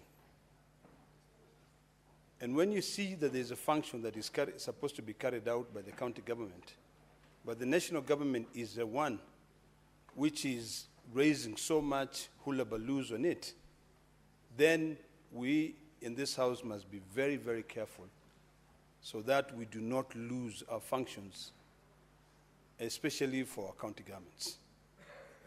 It is imperative, Mr. Speaker, that Dr. Alan Nasangele, who is the DVS, come before the Agricultural Committee to be able to provide full information on the FMD vaccines. I remember one day I was having a conversation with the Cabinet Secretary, the new Cabinet Secretary for Agriculture, and he said something which was very important to me. He said that if these drugs or these vaccines are to be imported, there has to be a demonstration that from the country which they are being imported from, they are being used by those animals. Later on, when I continued talking to him, he insisted that these vaccines are produced locally, they are manufactured locally by Kevivapi. So it is important that our county governments, very, very important, that our county government develop extension workers who can then be able to educate livestock farmers on on the policy of the Ministry of Agriculture when it comes to the issue of vaccination, and also on the kind of vaccines which were being carried out. I inquired heavily on this matter, and this is why I'm so passionate about the issue of livestock. And I was told that the type of vaccines which were going to be rolled out were two of them. One is FMD, and the other one was a PPR, which was mostly for the sheep and goat. The problem, and this is where we go wrong in this country, the problem is lack of communication, proper communication, such that you don't get a buy-in from the professionals. So I appreciate Senator Chute for raising this matter, so that we can be clear. If indeed Kevivapi are the ones who produce these vaccines, it will be important for the Health Committee to be able to go in to Kevivapi facilities, see the entire process. Because, Mr. Speaker, there's a lot which is being discussed worldwide about the issue of vaccines. When you hear Bill Gates saying that these cows need to be vaccinated so that they stop fatting, it worries us. So really, for us, it is imperative that we're educated. And now, our county government must take their role seriously. Earlier on, Mr. Speaker, we're in the Health Committee, and we're looking at the budget of the Health Committee. And when we're going through the budget of the Ministry of Health, you realize that there's a presidential directive that has directed the Ministry of Health to be able to build sub-county health centers. When you look at the Schedule 4 of the Constitution, that is a function for county governments. And one of the things that was a bit vexing is the fact that one county, Western Gishu County, was being allocated 700 million when my own county of Narok is getting zero. So really, we just have to very selfishly guard devolution and protect devolution. So this issue of vaccine, Mr. Speaker, it is something that the Council of Governors should have taken over. Because even if the DVS is the one that coordinates, but the implementation is carried out by the county councils, by the county governments. So when farmers are saying, what is happening? And even us who are their ombudspersons cannot be able to tell them that this is what is going on, then our communication leads a lot to be desired and must change. So it's important to actually note that currently as a country we do not have any foreign FMD manufacturer registered in this country. So if indeed we are dealing with the issue of FMD, we now have to dwell deeper into the issues of the borders. Because if we take care of our cows in country, what about the cows and sheep and goat that come from our neighboring country, Somalia? What about the cows and sheep and goat that come from Ethiopia? What about the ones that come from Tanzania? So these are things that all of us must really be alive to. So I hope that when the Committee on Agriculture is going to be investigating the issues that Senator Chuta has raised here, it can actually visit Kevivapi. And I hope that also that Dr. Alan Asegele, the DVS, can pull up his socks and issue out communication, sensitize the professionals, so that when these professionals are going into the field, they can be able to educate our people. Finally, Mr. Speaker, there are a lot of fake parasites, a lot of fake animal vaccines in this country. You will find that nowadays, people have moved away from the traditional dips where they used to be able to, put the parasite in so that it can be able to kill all the ticks, the blue tick that is affecting the cows. I think it's about time now that the county government start rehabilitating the old dips so that we can control these diseases. These pumps which are being sold in the market nowadays, some of them are from China, some of them are being made from any other part of the world. You come, you use them, they are not even effective. The control of the parasites is also not being controlled effectively. So the DVS must actually now take charge to see that we can be able to control these diseases, animal diseases in this country. We cannot survive without livestock. I'm sure Mheshimiwa Chute cannot survive without the sheep. I was in Marsabit once, and there were like almost 10,000 sheep being taken care of by one person, and goats. Neither can I survive without the cows. So this is something that it's important for us to work together to know what is our capacity. I like that question. How much can we produce locally? And since this is a function of county governments, can we then now talk to Kevivapi to be able to set up stations across the counties so that even it can be able to buy in and get the approval from the farmers? So this is a very good statement, quite timely, and I hope that all of us, including myself, when we get the report from the Committee of Agriculture, we can be convinced maybe to accept for our cows to be vaccinated. I thank you, Mr. Speaker. Senator Veronica Ndwati. Thank you, Honorable Speaker. I rise to support the statement that has been brought to this House by Senator Mohamed Said Chute, the Senator for Marsabit County, on the foreign nationals working in Kenya's informal business sector. Honorable Speaker, at the very onset, it's important to note that Kenya has an open visa issuance system where it has encouraged many visitors from across different countries, from the neighborhood, from within the African continent to visit our nation. However, Honorable Speaker, the number of foreign nationals that are working in the informal business sector has fundamentally increased. And Honorable Speaker, as you are very aware, every county and even the national government is grappling with how to create jobs for the young people within the Republic of Kenya. So we have jobs like saloon work, hawking, and very small-scale enterprises being done now by foreign nationals who are not Kenyans. In a very ideal situation, Honorable Speaker, even foreigners should help to grow the economy.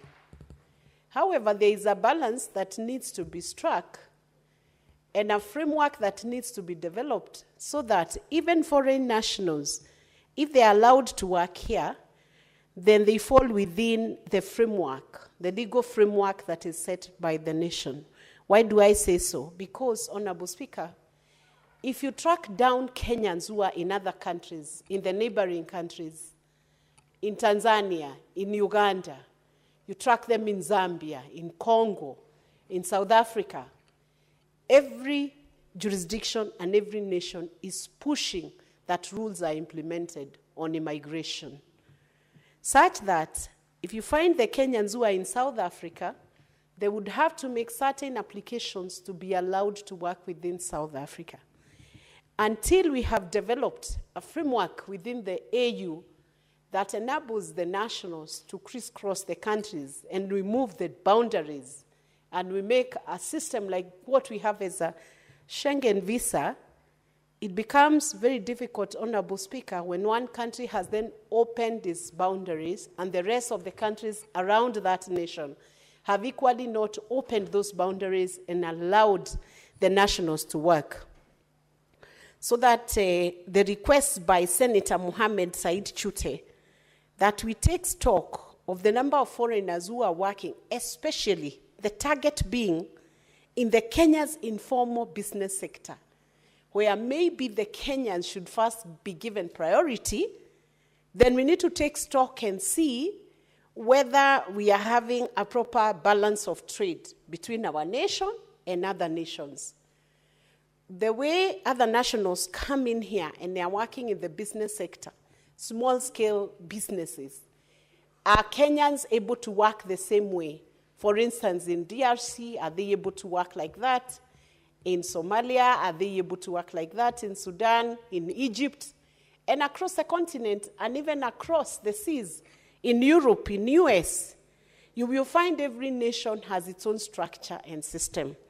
So I want to support this statement, especially because we must ensure that our young people who are looking for jobs, looking for opportunities within the small-scale business enterprises, and within that sector, the macroeconomy sector, they are not cut off by the foreign nationals that have to work.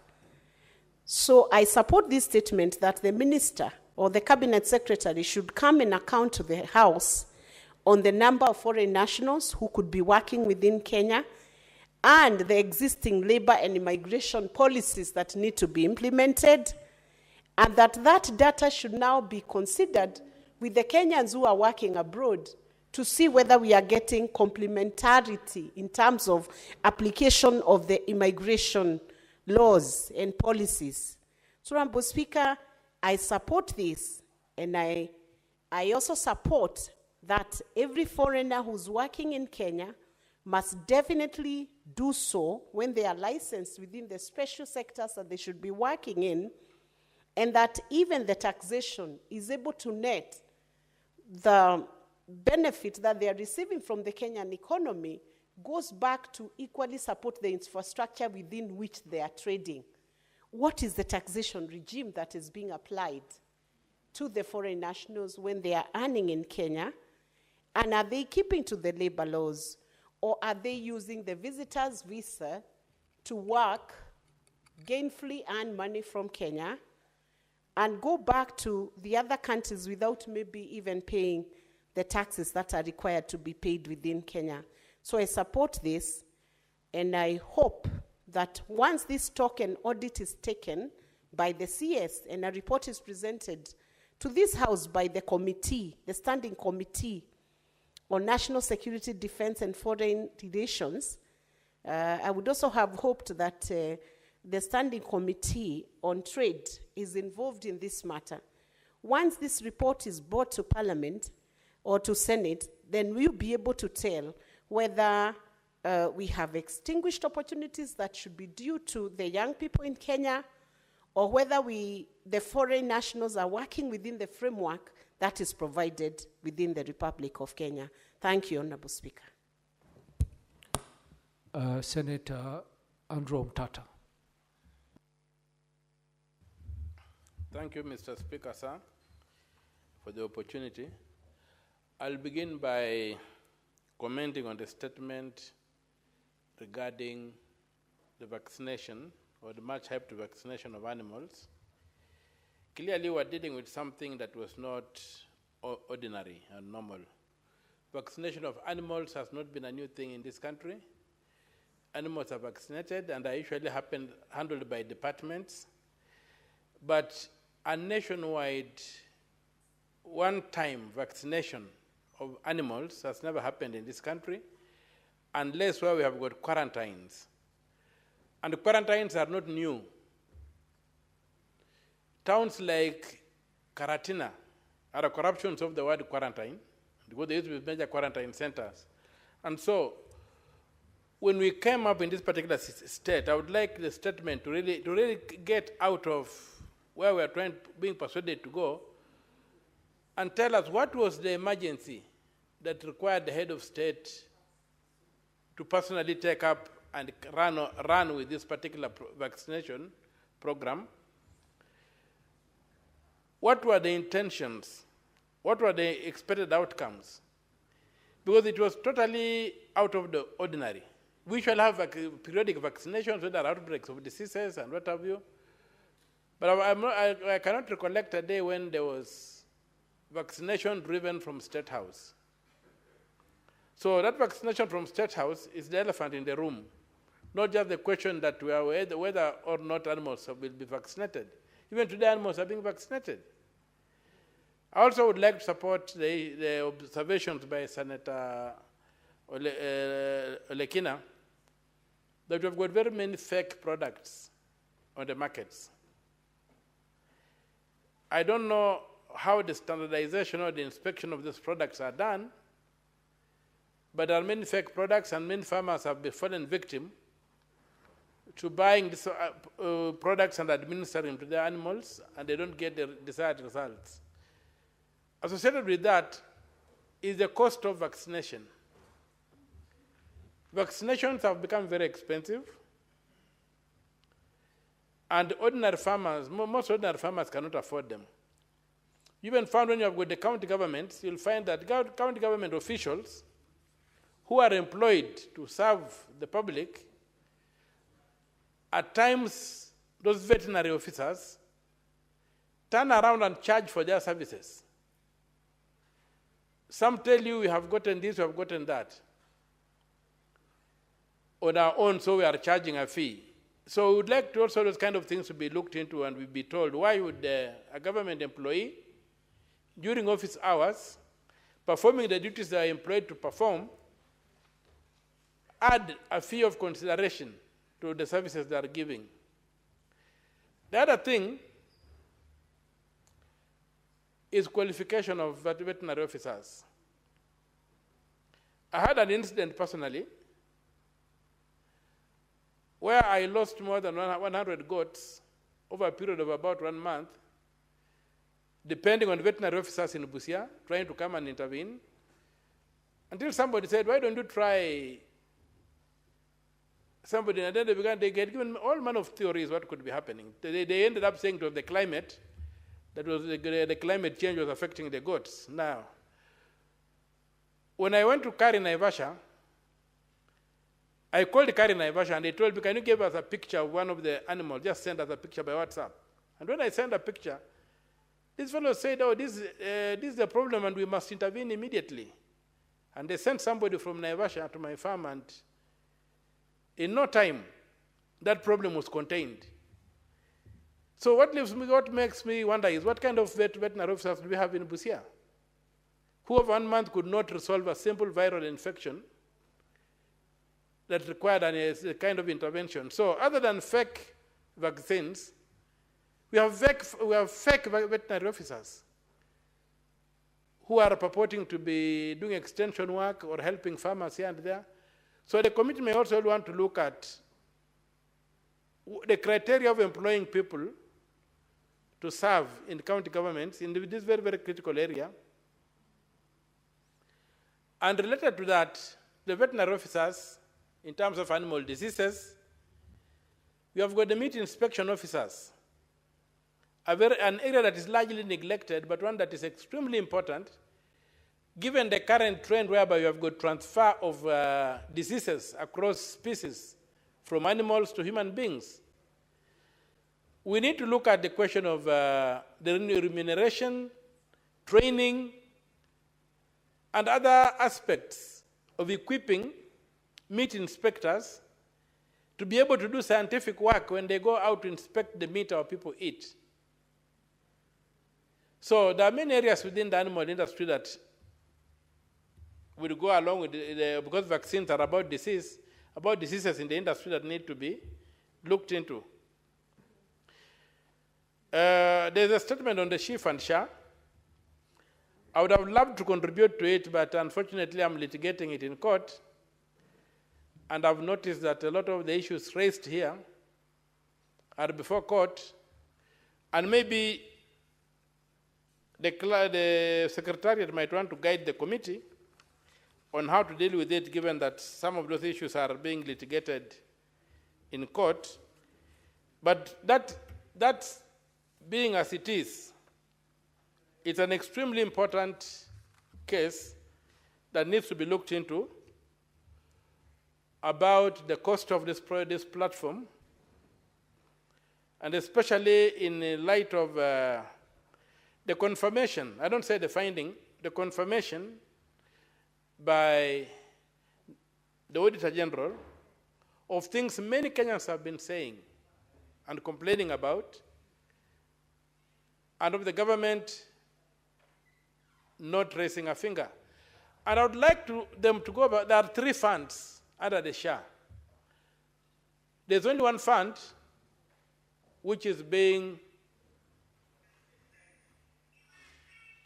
debated or discussed in the public discourse, and that's the SHA, the Social Health Insurance Fund, the SHIF, Social Health Insurance Fund. There's a fund for primary health care and there's a fund for emergency health care.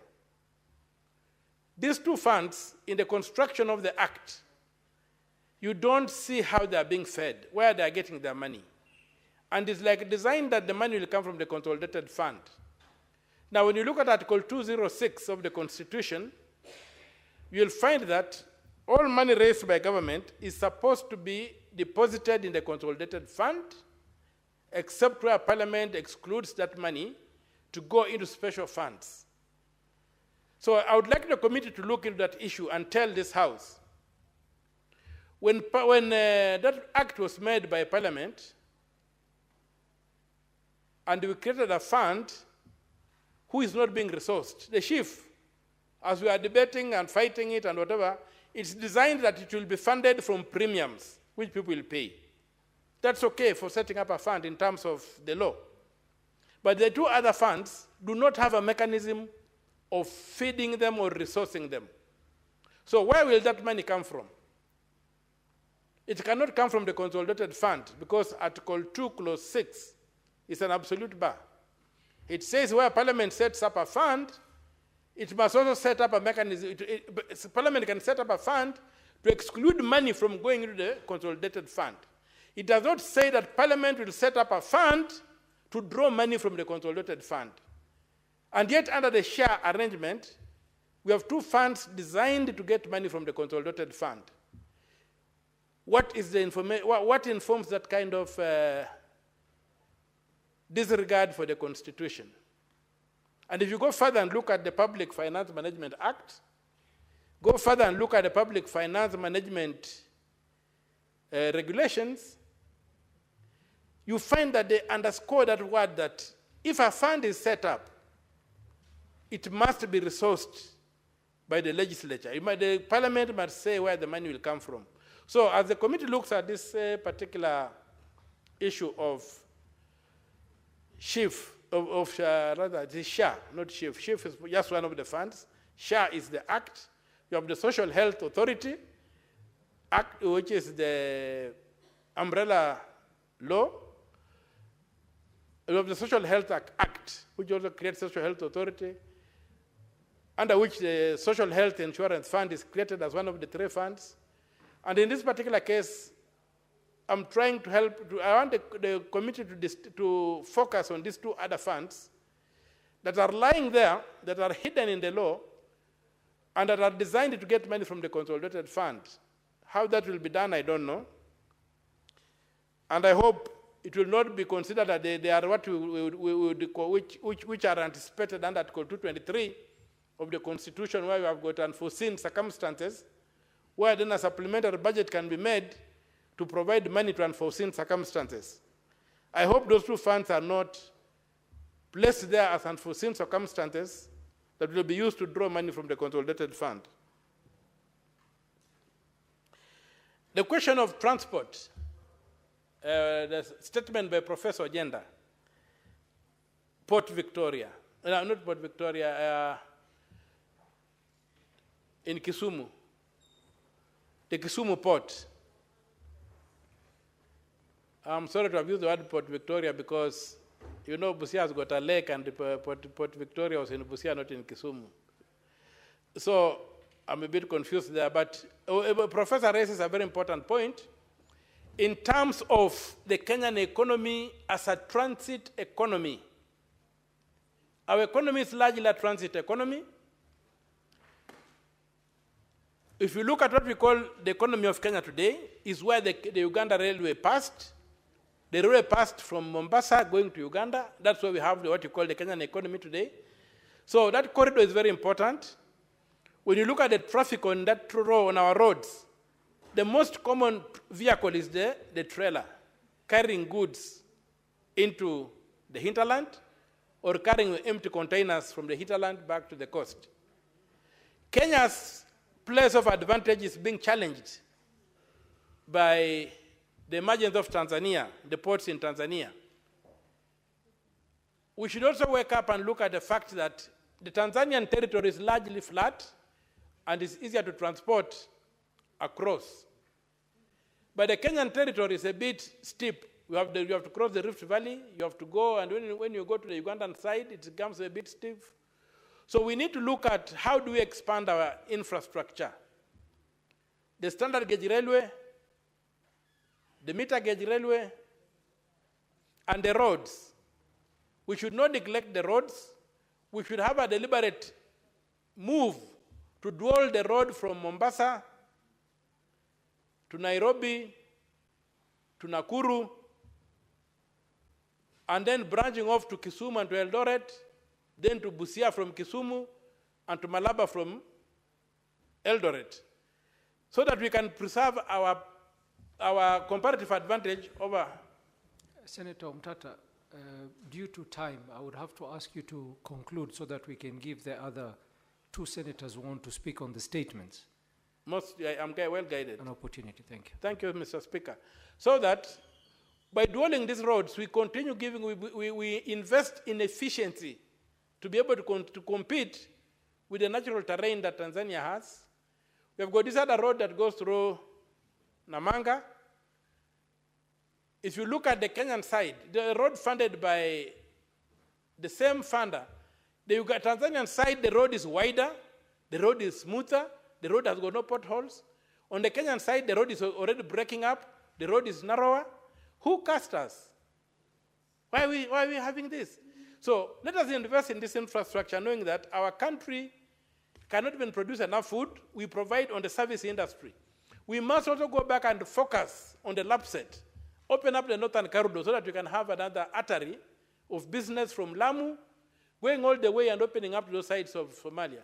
So let us take that statement very, very seriously, knowing that with the emergence of strong economies in the East Central Africa, with them also manufacturing things that we have been manufacturing in Kenya, our lifeline might remain in us being to transport things affordably, cheaply, and of course the corruption on our roads. We have to crack down, we have to eliminate corruption, we have to make sure that the non-tariff barriers to transporting through Kenya, insecurity and what have you, goods being stolen, are taken out.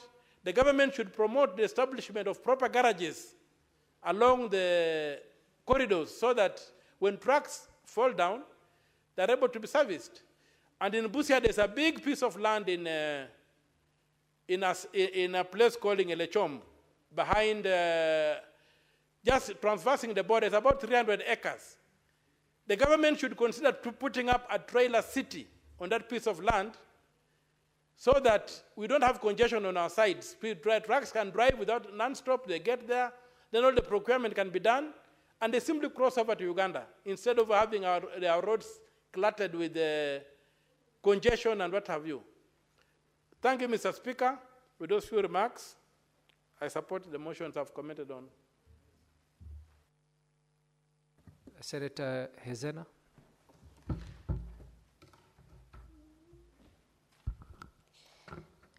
Thank you, Mr. Speaker. And I rise to contribute to the statement by Senator for Marsabit County, Senator Chute, on the ongoing livestock vaccination program in the country. Mr. Speaker, we know that about 22 million livestock exist in Kenya, and about 9 million Kenyan citizens identify themselves as pastoralists. And about 4 million of these citizens fully and entirely and solely depend on pastoralism as a means of livelihood.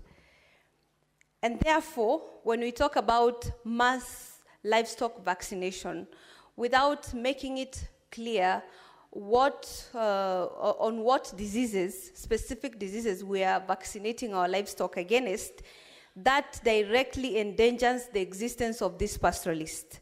And we are talking about a threat to about 4 million Kenyans. That's a huge percentage. Mr. Speaker, there has never been a public report that we are aware of what this livestock is being vaccinated against. Diseases have not been specified, and I like that the statement also talks about the time outline, outline of the timeline on how long it will take to vaccinate about 22 heads of cattle. And it is important to have that report or answers to those questions, because we know that at no point do you find a huge number of our livestock accumulated in one place. The very important thing to note about pastoralism is that most of us are nomadic pastoralists, and we move our livestock from places to places. In Samburu, we have something called laleta, where they are like manyatas where livestock is put for a certain period of time. And a lot of times we also put our livestock in such manyatas away from where the citizens live in order to protect them from external threats and banditry.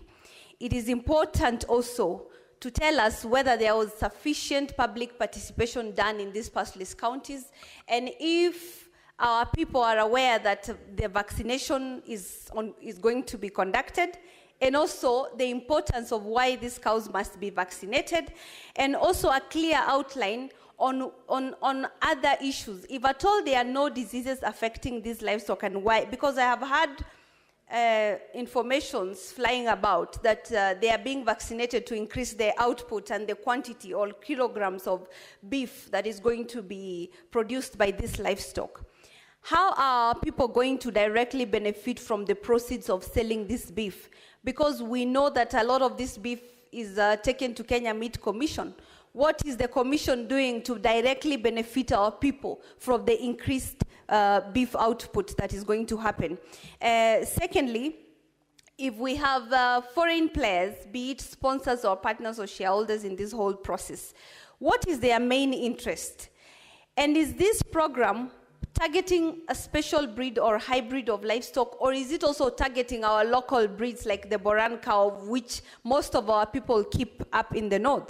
We know that most of these pastoralist communities and this livestock, the 22 million livestock, a good percentage of it, more than half of it, more than 50% of it is concentrated in the northern counties, which is the ASAL areas in the country.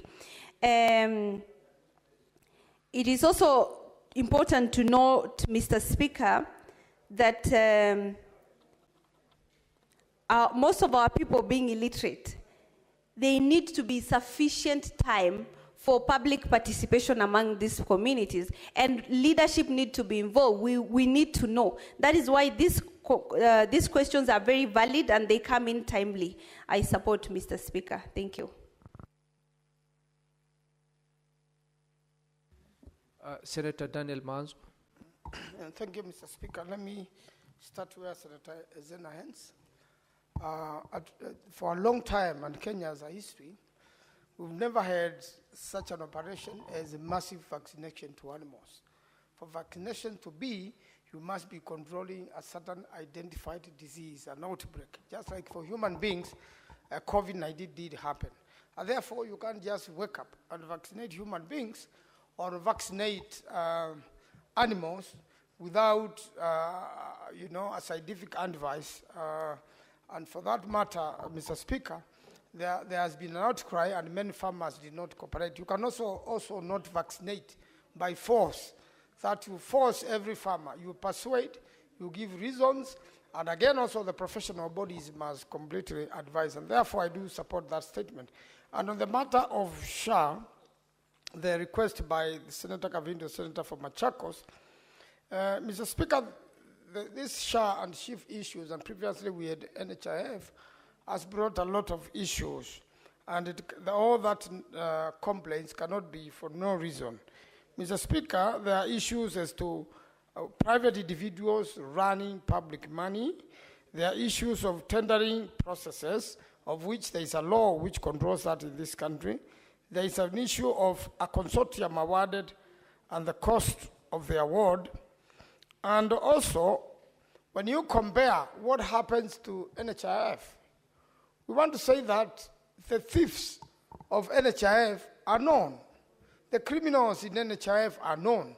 What has the government done to prosecute and recover monies stolen through NHIF?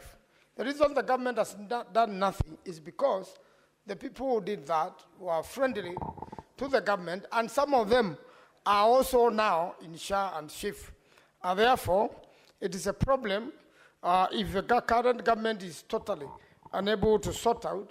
Kenyans can sort it out in the elections, because at the time Kenyans make decisions as to how they want to be governed.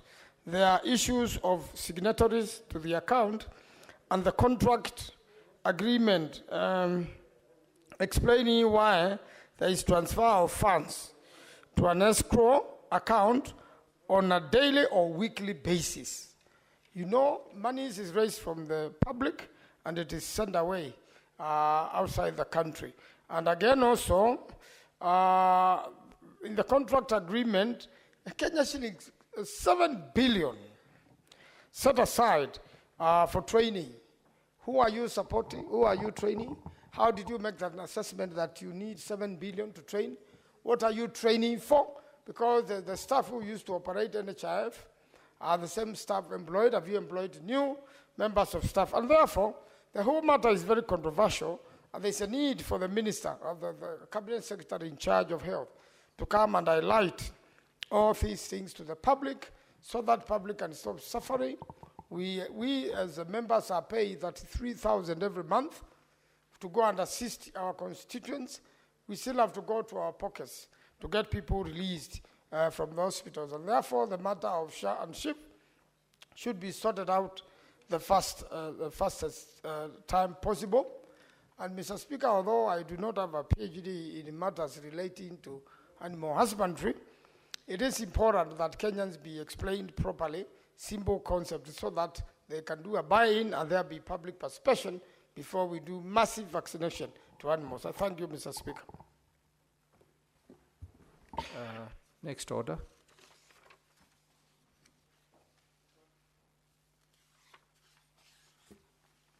Order number 8, the County Government's Revenue Raising Process Bill, National Assembly Bills number 11 of 2023, first reading. A bill for an act of parliament to provide for the process to be followed by county governments in the exercise of their power under Articles 209 and 210 of the Constitution to impose, vary, or waive taxes, fees, levies, and other charges, to establish the Interagency Transitional Committee and for connected purposes.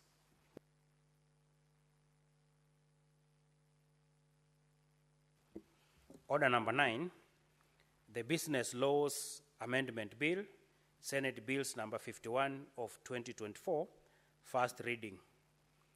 A bill for an act of parliament to amend various laws and for connected purposes.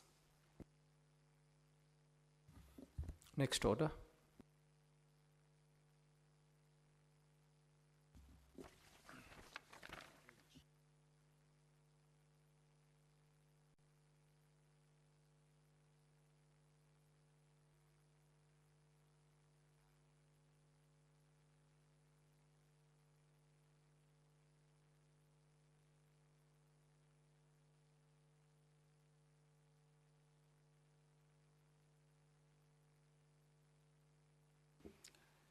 Order number 10, the Public Fundraising Appeals Bill, Senate Bills number 36 of 2024, second reading, division. We are going to rearrange the order paper and defer order number 10, 11, 12, 13, 14, and 15. Next order.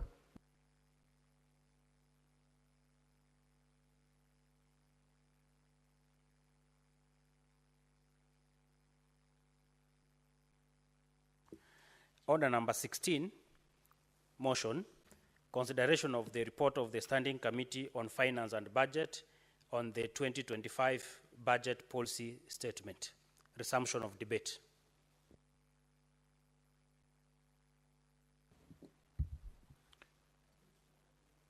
Senator Methu is not here. Senator Manzo, you want to contribute to the report on the Standing Committee on Finance? Okay. Not contributed, and thank you, Mr. Speaker, for giving me an opportunity to contribute on the policy statement, which informs the law relating to budgeting and the finance bills. Mr. Speaker, I would like to state that having a policy statement is very important because it gives the grounds as to how we are going to handle the matters thereafter, and how the finances are going to be dealt with.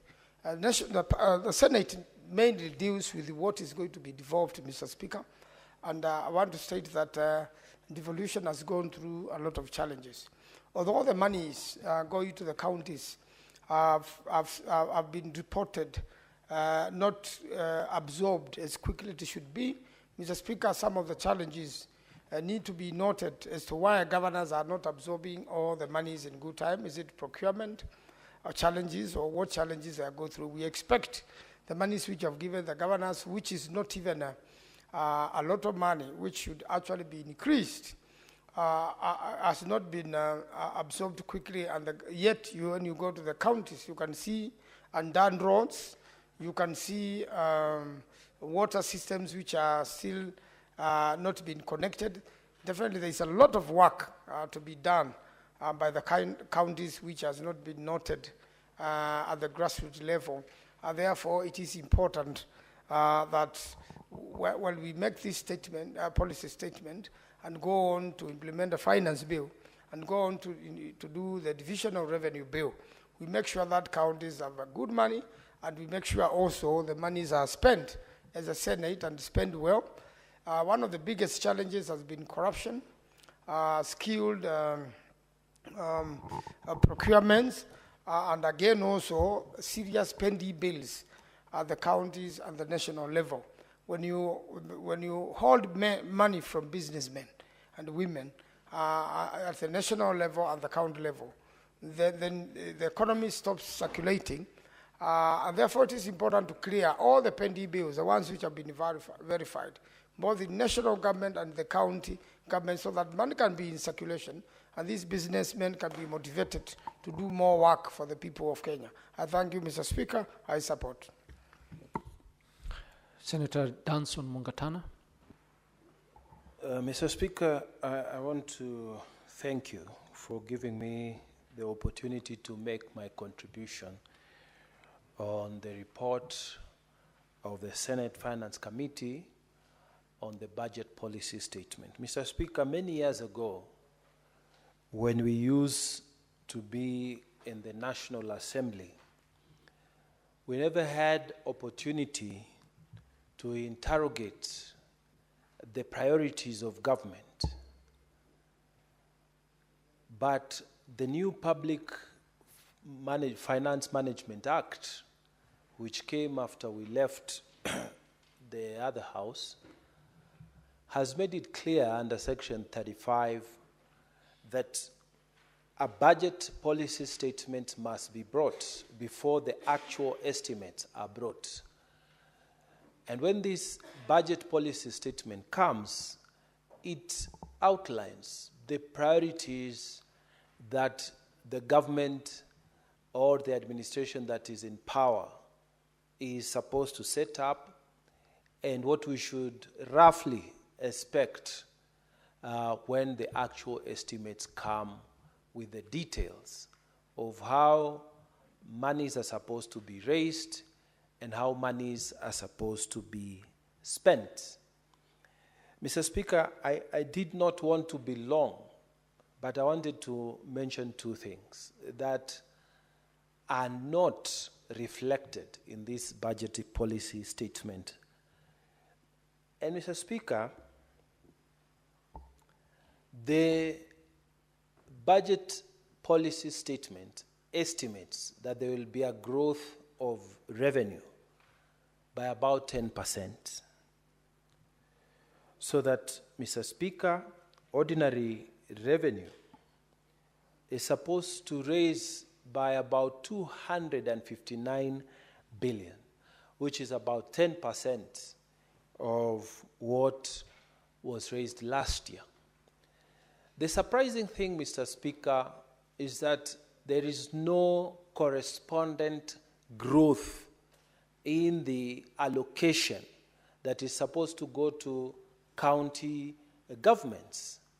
So the question then begs, are county governments inferior to the national government? And the Constitution has given us a very clear answer that these are two levels of government, and none is superior to the other, but both have different functions with different mandates to execute those functions.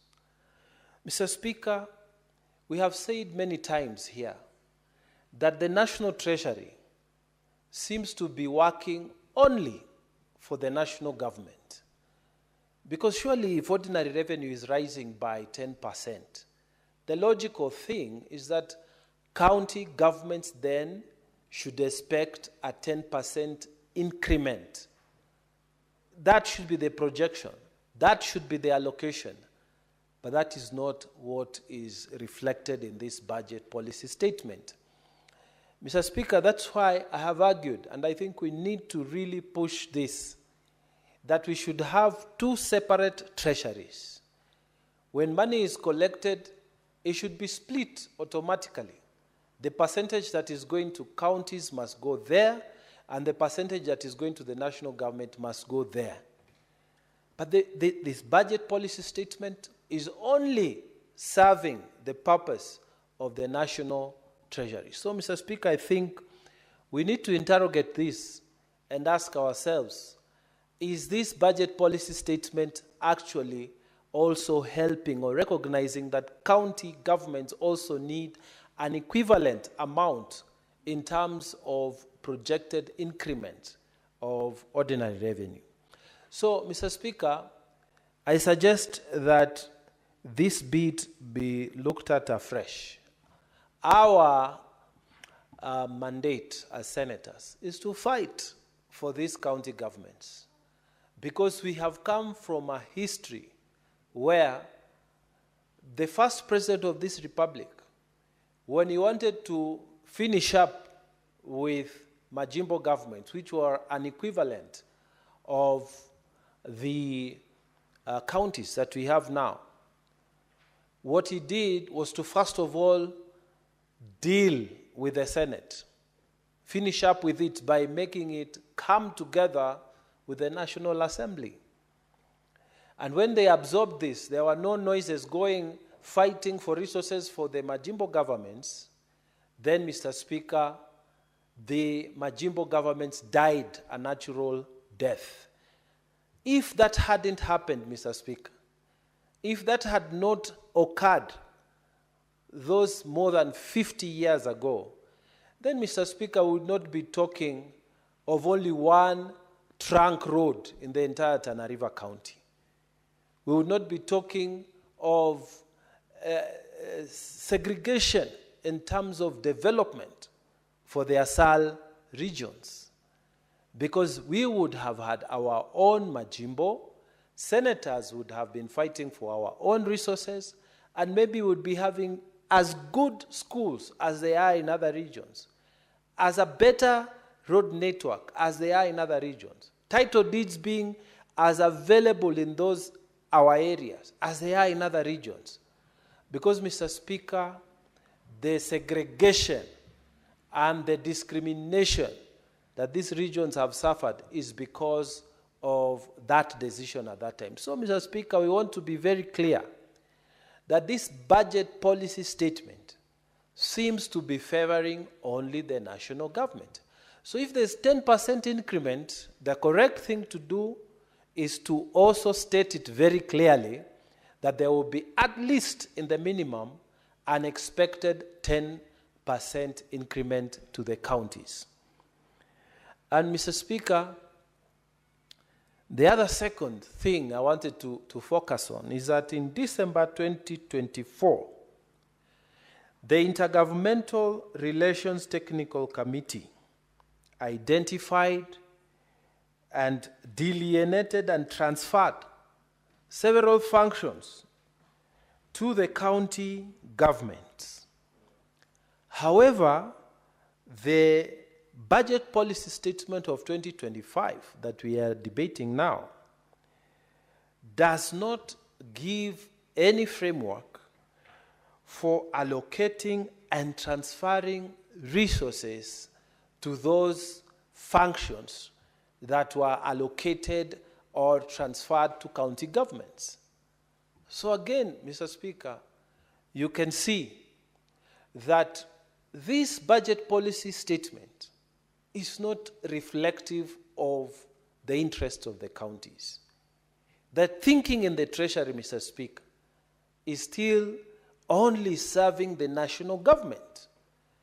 And those listening to me in Kenya, I'm calling for a clear separation of powers. When Kenya Revenue Authority raises money, we should take the money for the national government to a separate treasury from the money that is supposed to be to county governments. If this doesn't happen, Mr. Speaker, this kind of attitude will continue. The Intergovernmental Committee sits down and delineates functions. And they say, okay, these ones we are taking away from national government and we are giving to county, and then there's no funds that follow. What kind of thinking is this? That the budget policy statement is not reflecting the simple principle that funds or resources follow the function. If these functions have been transferred, why isn't there a process or a framework that has been shown clearly in this budget policy statement? I have a lot of respect for the current Treasury Secretary, Honorable Mbadi. And my prayer is that he will not go there and be surrounded by people who think that it was a mistake to create counties. And I want to remind Honorable Bandi that he himself ran or intended to run for a county government position as a governor before he came as a nominated member here. So as he sits there, he should rearrange those people who serve in the treasury. We need people who are also pro-devolution, people who will protect devolution. In fact, the Senate should be given an opportunity to nominate people who will be working as advisors in that ministry. Because it seems the people who are presenting this budget policy statement did not consult at all or did not care to hear the views of those of us who are in the devolution family. Mr. Speaker, yesterday there was a lot of hullabaloo from another member of the devolution family, the County Assemblies Forum. And they were raising issues because some of the promises that were given in terms of the financial emoluments that they expected are not reflected in this budget policy statement, and which means they are not priorities. They are not strategies that have been prioritized. And those promises to help our MCAs who have been degraded from their job positions they used to have in the previous election, the previous government. You know, an MCA who was serving in the last election before this one was earning better than the MCA who is earning now. And we cannot celebrate when we see another member of the devolution family suffering. It is our responsibility to raise these issues and continue raising them. Why?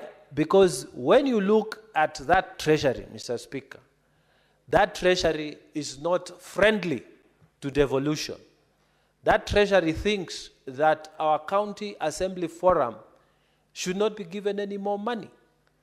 That treasury thinks that the devolution family is a drain on the treasury. They don't think that when you increase funds or you take the funds to follow the function, they don't think that it's an investment in this country. They think it is better to add more, money to security, more money to international relations, but they don't think it's important to send money to the devolution family. Mr. Speaker, we must call out Treasury for what it is. Mr. Speaker, I fully support this report by our very able Finance Committee under the leadership of Captain Roba, Senator for Mandera. And we thank them because they have flagged out these issues. These issues are on record. And my own addition would have been that we need now to deliberately populate that treasury with people who think devolution is important. That treasury needs to be drained, Mr. Speaker. That treasury and the workers there who have grown up there thinking that counties are not important, counties are a nuisance, members of this devolution family are not important, Mr. Speaker, that treasury needs to be drained. You cannot devolve functions and then you don't give money to the governors to execute those functions. Mr. Speaker, I beg to support. Thank you. Thank you, Senator. There being no other senator wanting to contribute, I will ask the mover to reply. Is it Senator Boni Kalwale or Senator Tabitha? Vice Chair, okay. Vice Chair, Budget. Thank you, Mr. Speaker. And I really want to start by appreciating all colleagues, all senators that have given their views and remarks on the issue of BPS. Mr. Speaker, as a reply, I want to mention that where we've come from, as far as BPS is concerned, it's what we do every year. It has a timeline, an issue that as a committee we've also been able to raise on the timeline that is given by 15th of February, which of course has not been very appropriate, but I'm happy because this is an issue that is before the committee. We've been deliberating on it for amendments so that more time is given as far as matters budget are concerned, Mr. Speaker. That was just a mention because I know it's an issue that most colleagues have raised, because matters budget is, these are matters that each and every committee has to look at, and time has been a very key factor, Mr. Speaker.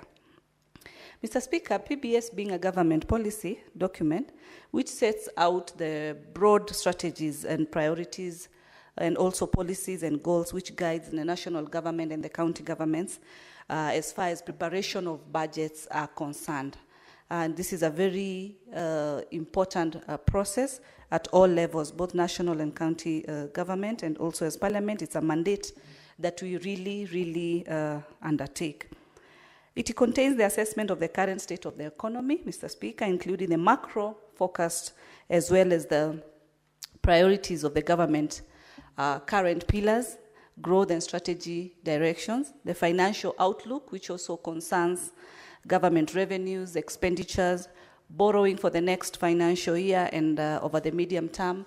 And when I talk about borrowing, Mr. Speaker, this is where, this is really where we need to have a deeper discussion when it comes to the issue of borrowing, Mr. Speaker.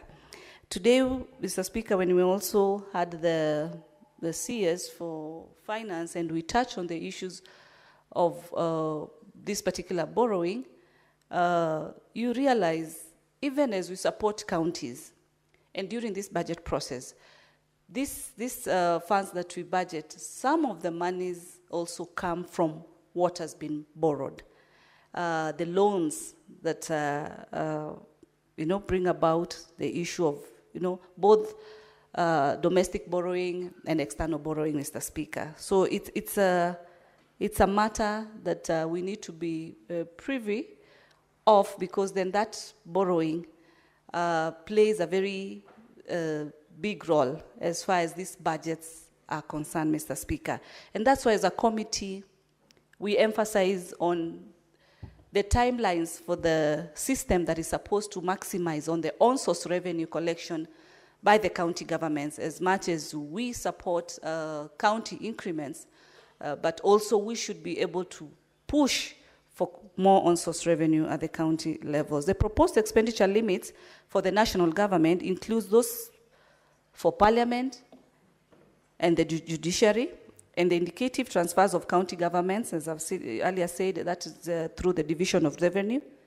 The physical responsibility principles and financial objectives over the medium term, which includes limits on the total debt, Mr. Speaker. As I continue, we could not have tabled this report, of course, Mr. Speaker, without engaging our stakeholders. And allow at this point I also mention our stakeholders and really thank them for their massive submissions and our intense discussions that we had. That is starting with the CRA, Commission of Revenue Allocation, COG, led by the good governor of Wajir, Institute of Certified Accountants, that is ISPAC, we had the Budgeti Hub, the County Assemblies Forum, the Institute of Public Finance, the HENET, the Institute of Economic Affairs, Okoa Uchumi, the 13 constitutional commissions and independent offices, and members of the public, that is Mr. Kevin Ronyo, Mr. Peter Joroge, and Mr. Elid Matindi. And Mr. Speaker, these are stakeholders that we really walked a journey with in the different aspects of our committee and the different issues that we tackle. Mr. Speaker, the theme for the 2025 PBS is consolidating gains under the bottom-up economic transformation agenda for an inclusive green growth. The PBS, Mr. Speaker, does envision the global economic growth performance at 3.2%, Mr. Speaker, was at 2024, with projections of 3.3 for this year, 2025-2026. The economic growth is developing economies, which is projected to stabilize at 4.2% in both 2024 and 2025. The National Treasury, Mr. Speaker, estimates the economy to grow by 4.6 in 2024, down from 5.6 in 2023, with projections of 5.3%, both in 2025 and 2026. Mr. Speaker, for the first half of 2024-2025, revenue performance fell short of 1.4 billion by 107 billion as at December last year, with a collection of 1.3 billion. This was majorly occasioned by underperformance of the ordinary revenue to a tune of 93.3 billion. The 2025 PBS then proposed several initiatives to be able to improve revenue collection and also maximize the revenue collection, which includes the operationalization of the national tax. I don't know why that is keeping me today. And the medium-term revenue strategy of 2024 and 2026-2027, strengthening tax administration, broadening the tax base, reducing tax expenditures, leveraging on technology to modernize tax processes, and closing revenue loopholes, improving tax system efficiency, and a focus on non-tax revenue that MDAs can generate through public services. Mr. Speaker, the government, the PBS overall budget for financial year 25-26 is 4.3 billion, which is 9.8% above the approved expenditure in supplementary 1 for 2024-2025. You realize the previous allocation for division of revenue to the counties is 387.7 billion. From our last year proposal of around 410, which was occasioned by the demonstrations that took place on refusal for the finance bill then, and this prompted that this budget then for the county, the allocation for the county was then affected, which now reduced to the 387.7, Mr. Speaker. The shareable revenue is expected to grow from a projected 2.5 billion at the end of 2024-2025 to 2.8 for financial year 25-26. Mr. Speaker, then this is a growth. And then I listened to my good friend, Senator Mungatana, when he talked about there's an increment as far as revenue is projected, then the same should reciprocate when it comes to the county allocation, Mr. Speaker. What we have proposed as a committee, Mr. Speaker, is an increase from the 387.7 to 465 in total to the county government. And if I would just mention on how we were able to come up with this particular figure, Mr. Speaker, you note that we have increments that then affect the county government. One of those increments is the housing levy deduction, which totals to about 4.1 billion, and that is supposed to be taken care by the county governments. The enhanced contribution to NSSF, Mr. Speaker, which totaled to 6 billion. Matching allocation to the KIPES project, and that actually is only to the 18 counties, which is at 11.8 billion. CHPs, our very dear health promoters out there, their budget is 3.23 billion. This is the responsibility of the county, Mr. Speaker. Annual wage increment, which is normally about 10%, amounts to 6.3 billion, which cuts across the 47 counties. Basic salary increment for doctors, CBA, for 2017, and which amounts to about 3.5 billion, which totals to, all those total to 34.9 billion, Mr. Speaker. These are some of the issues we had raised last time when we actually increased the division of revenue figures.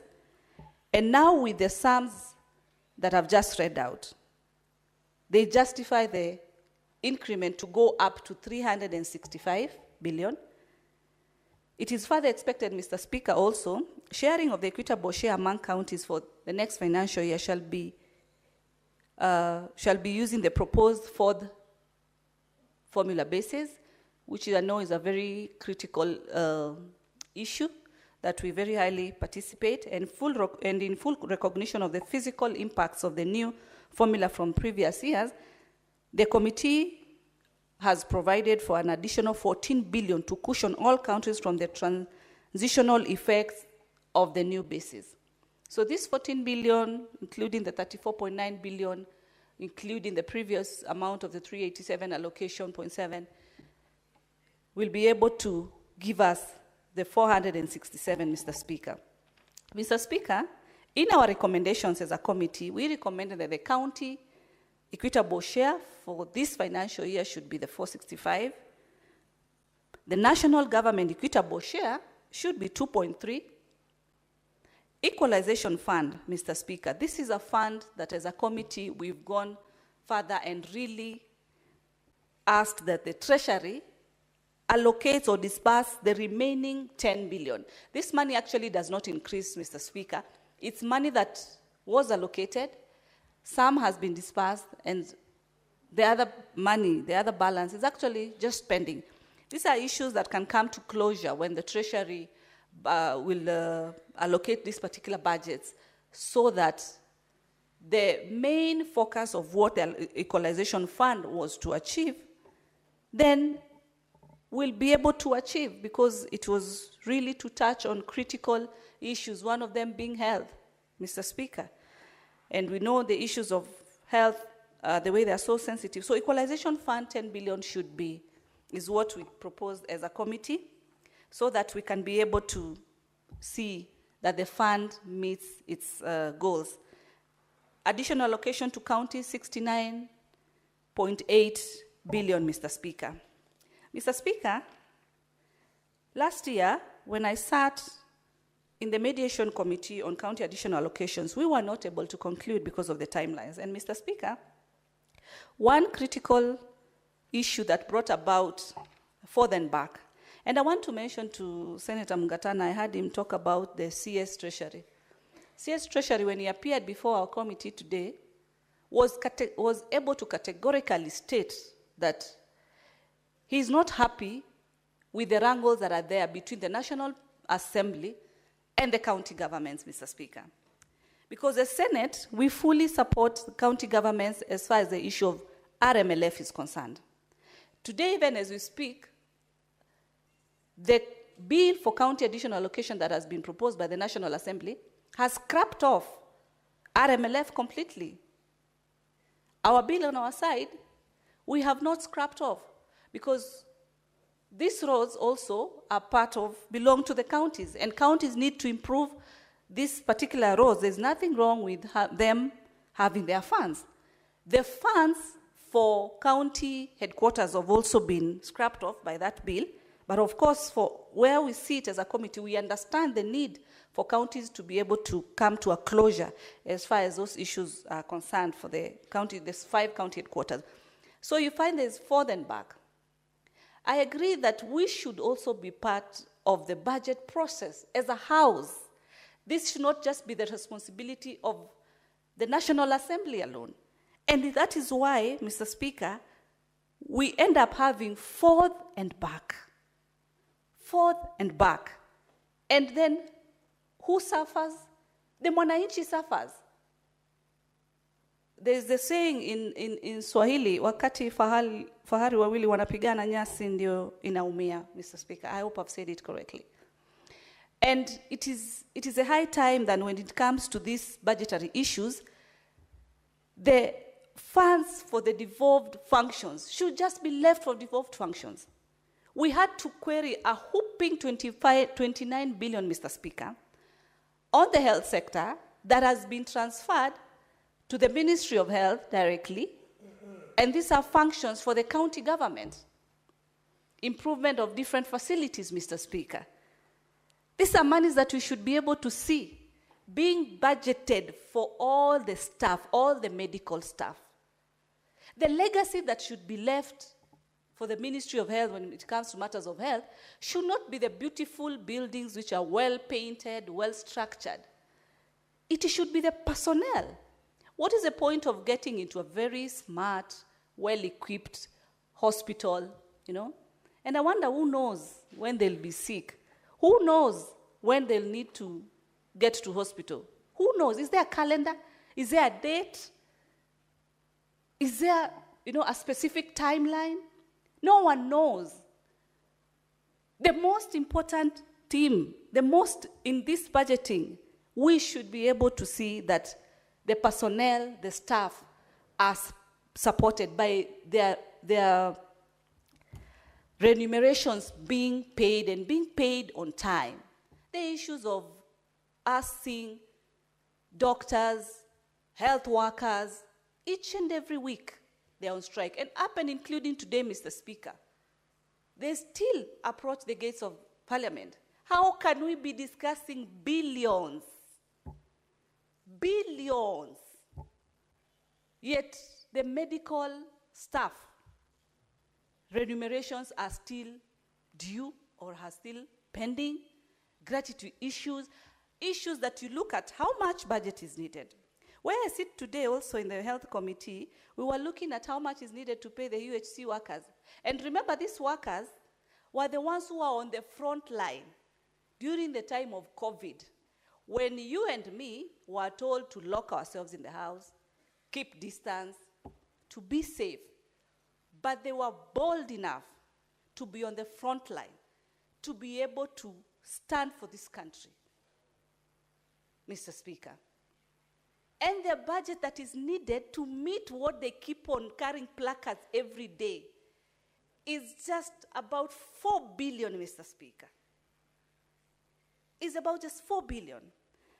I'm happy of seeing the budget that even the CS was able to state that medical practitioners, the 2017 CBA was agreed, this money was budgeted for, because it's budgeted for actually in this financial year about 1.7 billion and all that. But you see, when it comes to the medical space, the medical industry, there should not be a separation of this cadre of a medical worker or this cadre. They are all important and they play key roles in this country. So when it comes to these budgets, it should be fair. Let the counties get what they need to get. The issue of on-source, as I mentioned earlier, Mr. Speaker, it's an issue that also the county governments should be able to speed up so that we have a uniform system that helps collect on-source revenue. We stop depending on the national government. We are concerned. I know there was a time the president proposed a team to be able to look at the audit issues as far as debt is concerned. Politics led the day when that proposal came. But I'm sure, and as the minister mentioned today, that the Auditor General Office will be able to look into this so that Kenyans will be able to know what is the debt, to what level it is, and also how to reduce on this debt so as to improve on our own source revenue. And I want to encourage governors and county governments, as much as Senate fights for you for more allocation, additional allocation, work on reducing your pending bills. It is so painful as we push for more funding to the counties, but the pending bills are increasing each and every year. What are we doing to our Kenyans? The cry that is out there, Mr. Speaker, for Kenyans is the economy, is a situation that we are, that is currently in place because money is not moving. If these bills cannot be sorted, Mr. Speaker, then of course our people will continue, crying. We look at the domestic borrowing versus the external borrowing. We are at 65% and 35% borrowing from externals. What are we doing to the private sector? I also noticed, Mr. Speaker, that even the CBK rates for the bank are not being fully implemented by all the banks. Where do we leave the private sector, Mr. Speaker? We cannot all fit within the space of the government sector. The private sector plays a very key role. So these are some of the issues, Mr. Speaker.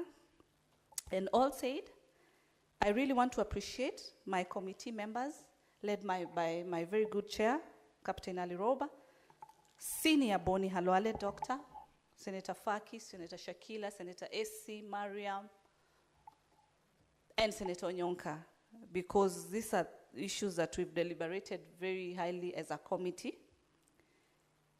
And I want also to appreciate the Secretariat, led by Gitonga, Beverly, Lucy, and the team, Kioko, all the team that we work very closely to ensure that we are able to give a good report. And in those many and few remarks, I beg to reply and request that the putting of the question be deferred to a later day pursuant to Standing Order 66-3. Very well, it's deferred. Next order. Order number 11, motion, consideration of the report of the Standing Committee on Finance and Budget on the 2025 medium-term debt management strategy.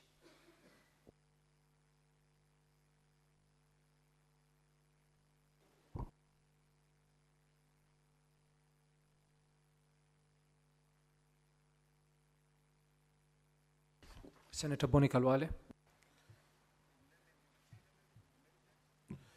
Thank you, Mr. Speaker. Mr. Speaker, sir, I rise to move the report of the Senate Finance Committee on the medium-term debt management strategy for the year 2025. Mr. Speaker, the Senate adopts this report as contained herein, and as we do so, Mr. Speaker, it's good for us to bring it to the attention of the House that the medium-term debt management strategy is pursuant to Standing Order, pursuant to Section 33 of the Public Finance Management Act, Cap 41 2A. The MTDS provides a framework for informed decision-making on public borrowing and debt management. It gives and guides the national government in structuring the debt portfolio to minimize costs and risks while ensuring sustainability and supporting the government of the domestic debt market. Mr. Speaker,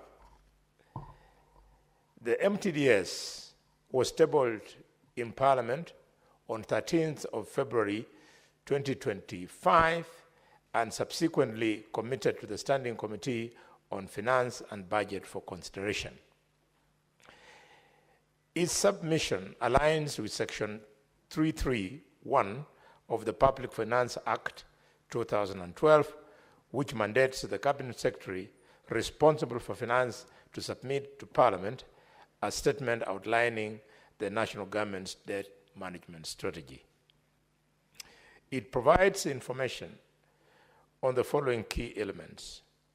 1, the stock of public debt as at the date of tabling of the statement. 2, the sources of the loans required by the national government and the nature of the guarantees issued by the national government. And 3, the principal risks associated with these loans and guarantees. Not to mention, Mr. Speaker, number 4, the assumption underpinning the debt management strategy and, of course, an analysis of the sustainability of both actual and potential public debt. The resolution of the House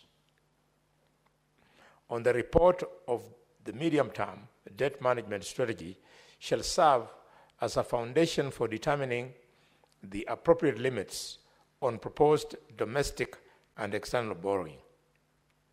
Additionally, it shall inform the approval of the budget policy statement report.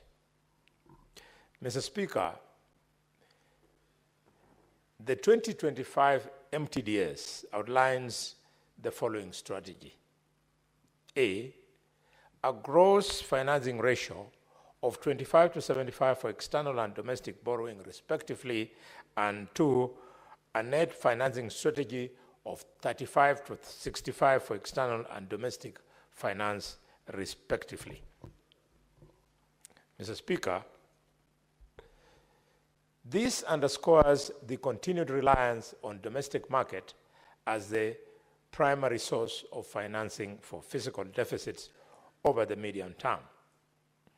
As at the end of January 2025, the total stock of public and publicly guaranteed debt stood at 11.02 trillion shillings, equivalent, Mr. Speaker, to 65.7% of the GDP, up from 10.58 trillion, which was equivalent to the same 65.7% of the GDP in June 2024. This figure is projected to rise further to 13 trillion by June 2027. Consequently, debt servicing costs are expected to increase to 1.97 trillion by June 2025 and further to 2.4 trillion by June 2027. Additionally, debt service payments, including interest and redemption payments, are projected to remain elevated, averaging 60% of the total income. This underscores the tightening fiscal space and highlights the urgent need for a robust debt management strategy aimed at minimizing costs and mitigating the risk associated with high debt distress levels. Mr. Speaker, in reviewing the 2025 MTDS, my committee engaged with the key stakeholders, including the Commission on Revenue Allocation, the Institute of Certified Public Accountants of Kenya, the Council of Governors, the County Assemblies Forum, Budgeti Hub, the Institute of Public Finance, the Institute of Social Accountability, Office of the Auditor General, Okoa Uchumi, Mr. Kelvin Ronyo, and the Institute of Economic Affairs. The committee held a total of 10 sittings while processing this MTDS. Additionally, in adherence to Article 201A of the Constitution, the Senate conducted public participation on the 2025 MTDS through a call for submission of memoranda. Mr. Speaker, sir, arising from these consultative engagements, the committee made several recommendations which included the following. 1, noting that as of June 2024, Kenya's public debt stood at 10.58 trillion, equivalent to 63% in present value.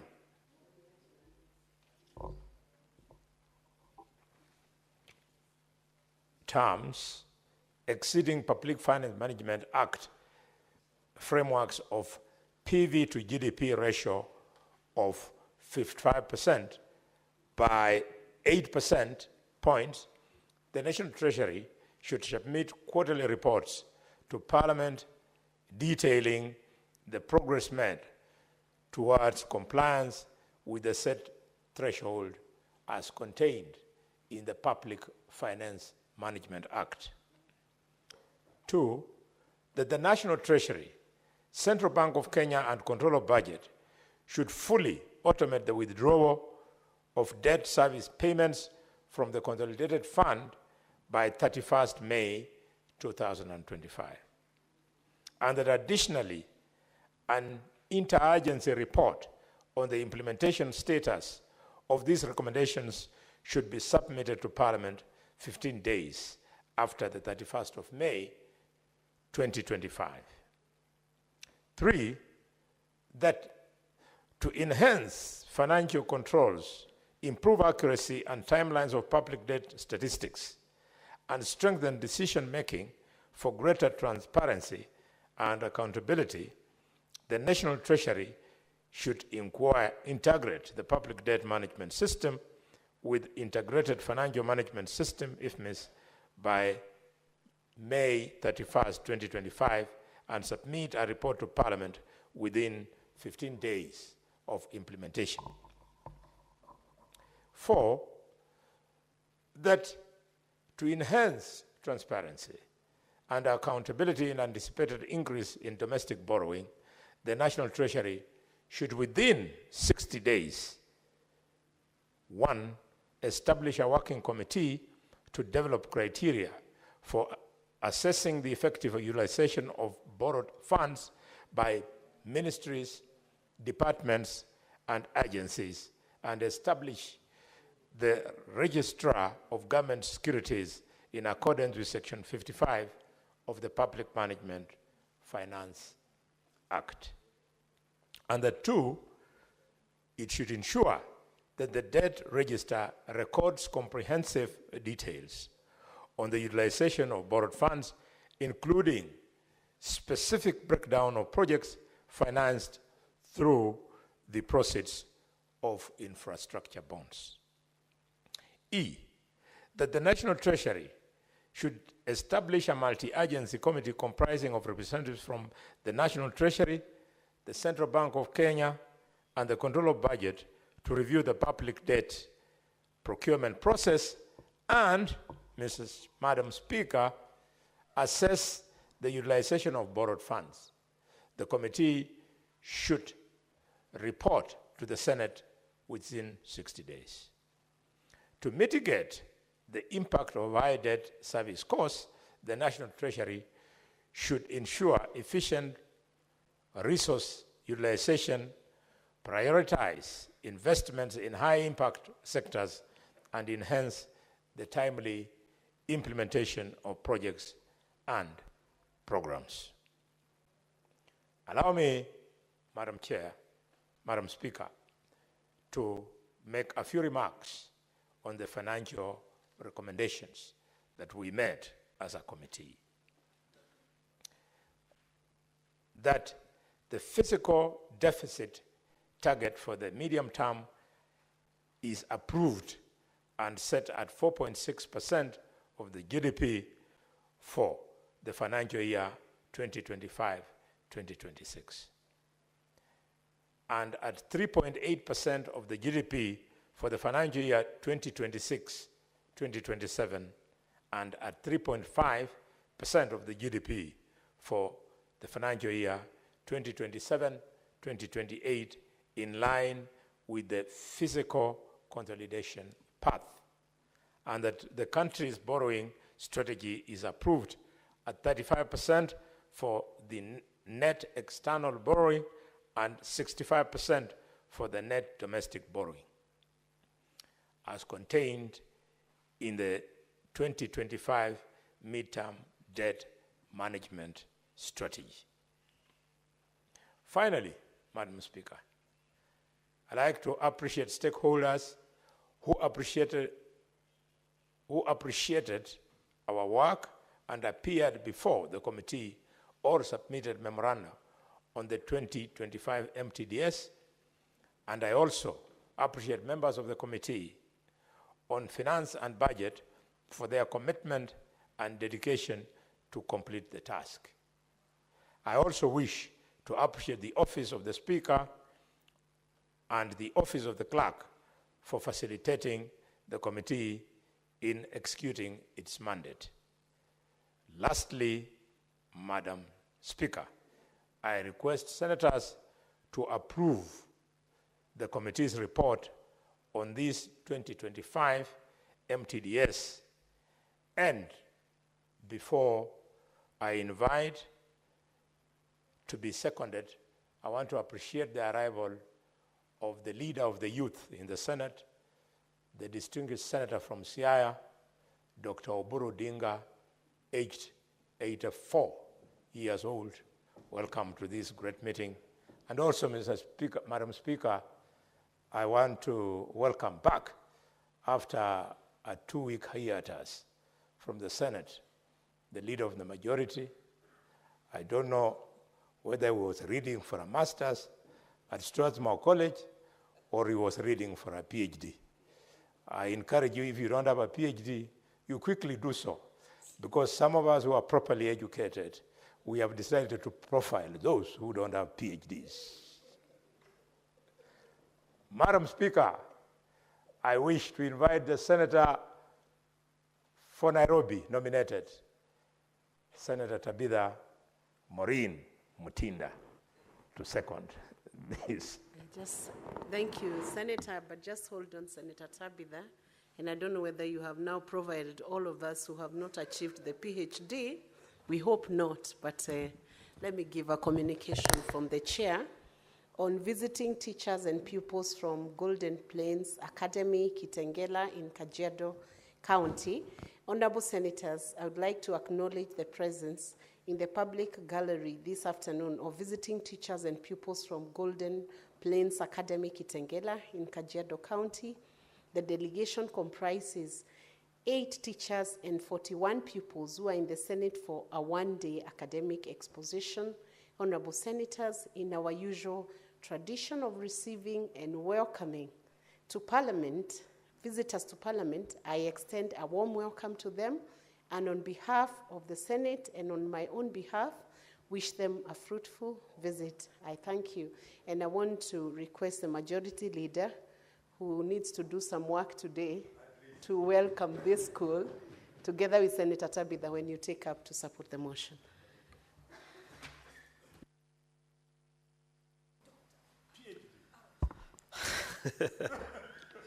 I don't know why the majority whip, Madam Speaker, is animated this afternoon, and why he wants to announce to the students that I haven't been around for a while. But it's only last week, and I've been coming evenings after class at 5 o'clock, Madam Speaker. So I want to join you in welcoming these pupils and teachers from Golden Plains Academy, Kitengela in Kajiado County. There are 8 teachers and 41 pupils who are in the Senate for one-day academic exposition. Madam Speaker, I know it's always an interesting time when students get an opportunity to watch the House. It's unfortunate that by the time these students arrived, many of our colleagues have already checked out for the day. But it doesn't mean that they are not working. We have, immediately after this wall, there's what is referred to as a Senator's Lounge, where many of our colleagues follow debates from the House, and if there is a need for them to come and respond to something, they walk back into the House. So it doesn't mean that if you see the chairs empty, that it goes without a fact that senators are not around. I can tell you that had you been here at 2:30, the House was nearly full house, Madam Speaker. So I hope they get to interact with the senators, learn, and get to understand what's happening. What the minority whip was doing, just to inform them of the procedure that we're going through, was moving actually a motion. A committee, that is a committee which he sits in, Committee on Budget and Finance, has sat down, considered the report of Kenya's debt situation from the Treasury, and now they are sending a report back to the House. So what he's doing is called moving a report, after which it will be seconded and tabled before the House for debate, after which members will vote. So that's one of the many things that we do in this particular House. I wish them well in their studies, Mr. Speaker, because these are our leaders of our country presently and in the future. And for those who want to pursue a future in leadership, political leadership in this country, Madam Speaker, they're welcome to do so. This is a very fulfilling profession. Never mind all the difficulties that come with it. I wish you well in all that you're up to and in your journey back to Kajiado. I thank you, Madam Speaker. Thank you very much, Honorable Majority Leader, Senator Aaron Cheriot, Kericho County.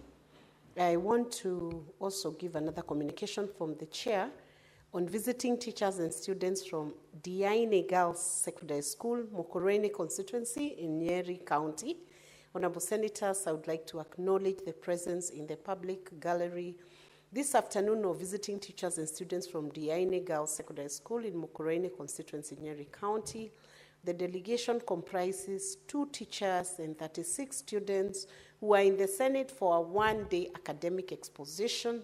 Honorable Senators, in our usual tradition of receiving and welcoming visitors to Parliament, I extend a warm welcome to them, and on behalf of the Senate and on my own behalf, wish them a fruitful visit. Thank you. I will request Senator Tabitha, when she's seconding this motion, to first acknowledge and receive those students from Diaine Girls Secondary School, Mukurweini constituency in Nyeri County. Thank you, Madam Speaker. I take this opportunity to welcome the students from Nyeri County, that is Diaine Secondary, Girls Secondary School, and also not forgetting the other school from Kitengela.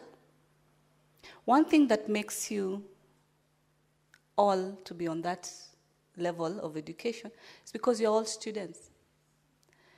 I always say that education is the only thing that nobody will ever take it away from you. The knowledge and the skills that you gain while in school are very important. Nobody will take that from you.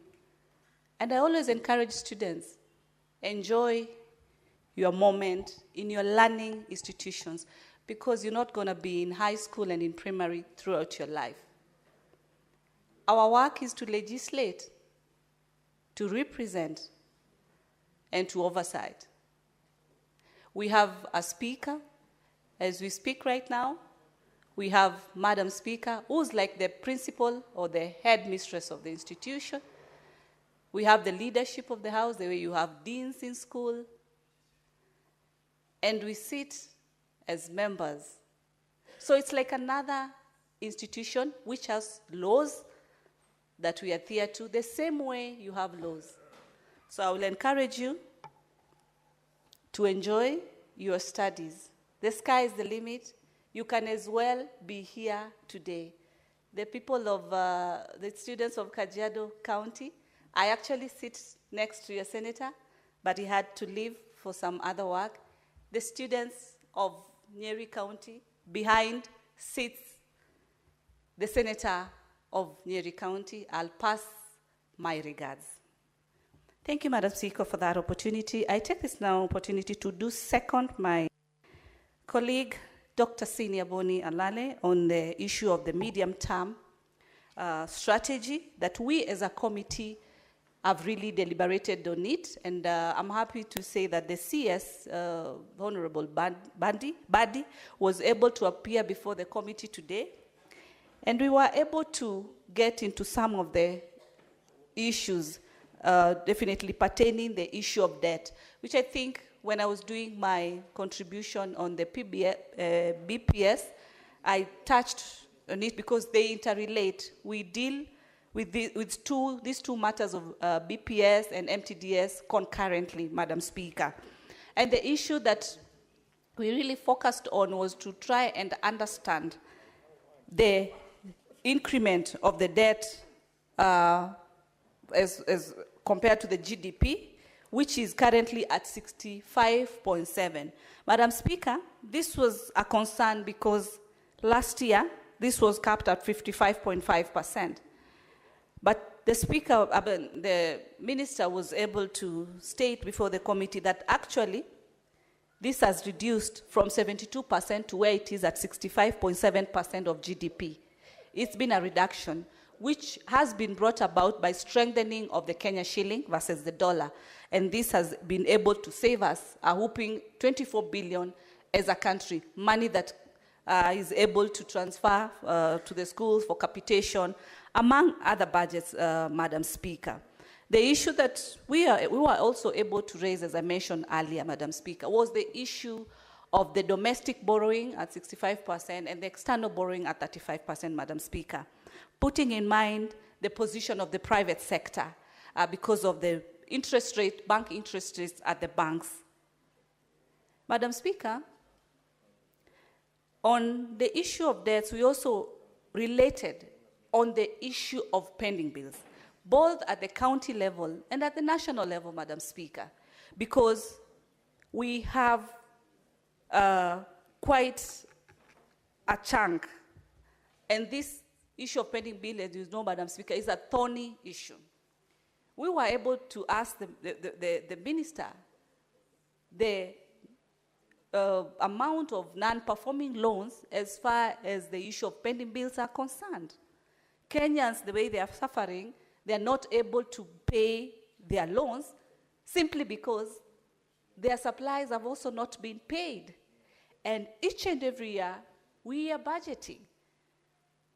So we were able to ask the Treasury also, the same thing we also asked the COG to push to reduce the issue of pending bills so that money can be able to circulate. Most people are stuck, most people, business people are actually stuck because of the issue of pending bills, yet services have been rendered or goods have been delivered. The issue of the cash basis versus the accrual basis of accounting is an issue that as a committee we were able to also deliberate on the importance of the accrual accounting system. Because as we speak, like the counties and even the national government has been using the cash basis system, then which brings about the audit issues, Madam Speaker. The issue of the debt, where are we with the debt? How much has been borrowed? How much has been paid? What are the timelines for payment? What are the interest rates? What are the terms and conditions? What was agreed and all that? This needs to come to light. As I said earlier, there was a committee that the president had proposed last year, which brought a lot of politics.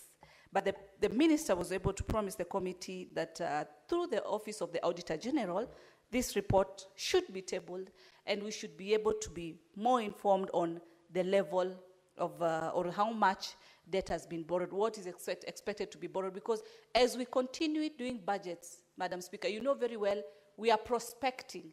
We do not have the actuals, and hence now the borrowing comes in. But borrowing, looking at it on the positive perspective, then our credibility is positive. Hence, we are able to get the approvals for the loan, or we are able to be supported. But we also need to ensure that we prioritize, as I said earlier, on the human resource capital. If the human resource is demoralized, if the human resource is not paid their dues on time, especially when you look at the health issues on the health sector, then you know, the nation is not able to progress and achieve most of its goals, as have been said or set as far as the different dockets are concerned, Madam Speaker. So, all said, Madam Speaker, I urge the members be able to support our report, and also because of the timeline issue, as I said earlier, we are behind time as far as the BPS is concerned, as far as the passage of this MTDS is concerned, and I would want to urge colleagues that before the end of this week, through the able leadership of the Majority Leader Aaron Cheriot and our counterpart Mazayo, to be able to ensure that we pass these two motions. Otherwise, then we are not within the timelines. But I've also informed the House that we are having PFM amendments to be able to increase the timeline, because the time is normally too short, and these are very, very critical issue. And lastly, before I forget, Madam Speaker, just to mention that we've noticed also as a committee that some budgets have been set at the national level, especially on the Ministry of Health. More funding has been able to move, and you look at the specific funding, you realize these are projects that should be done within the county level, Madam Speaker. With all those many and few, I do second. Thank you very much, Senator Tabitha. Honorable Senators, I propose the question that the Senate adopts the report of the Standing Committee on Finance and Budget on the 2025 Midterm Debt Management Strategy, laid on the table of the Senate on Wednesday, 12 March 2025. Thank you.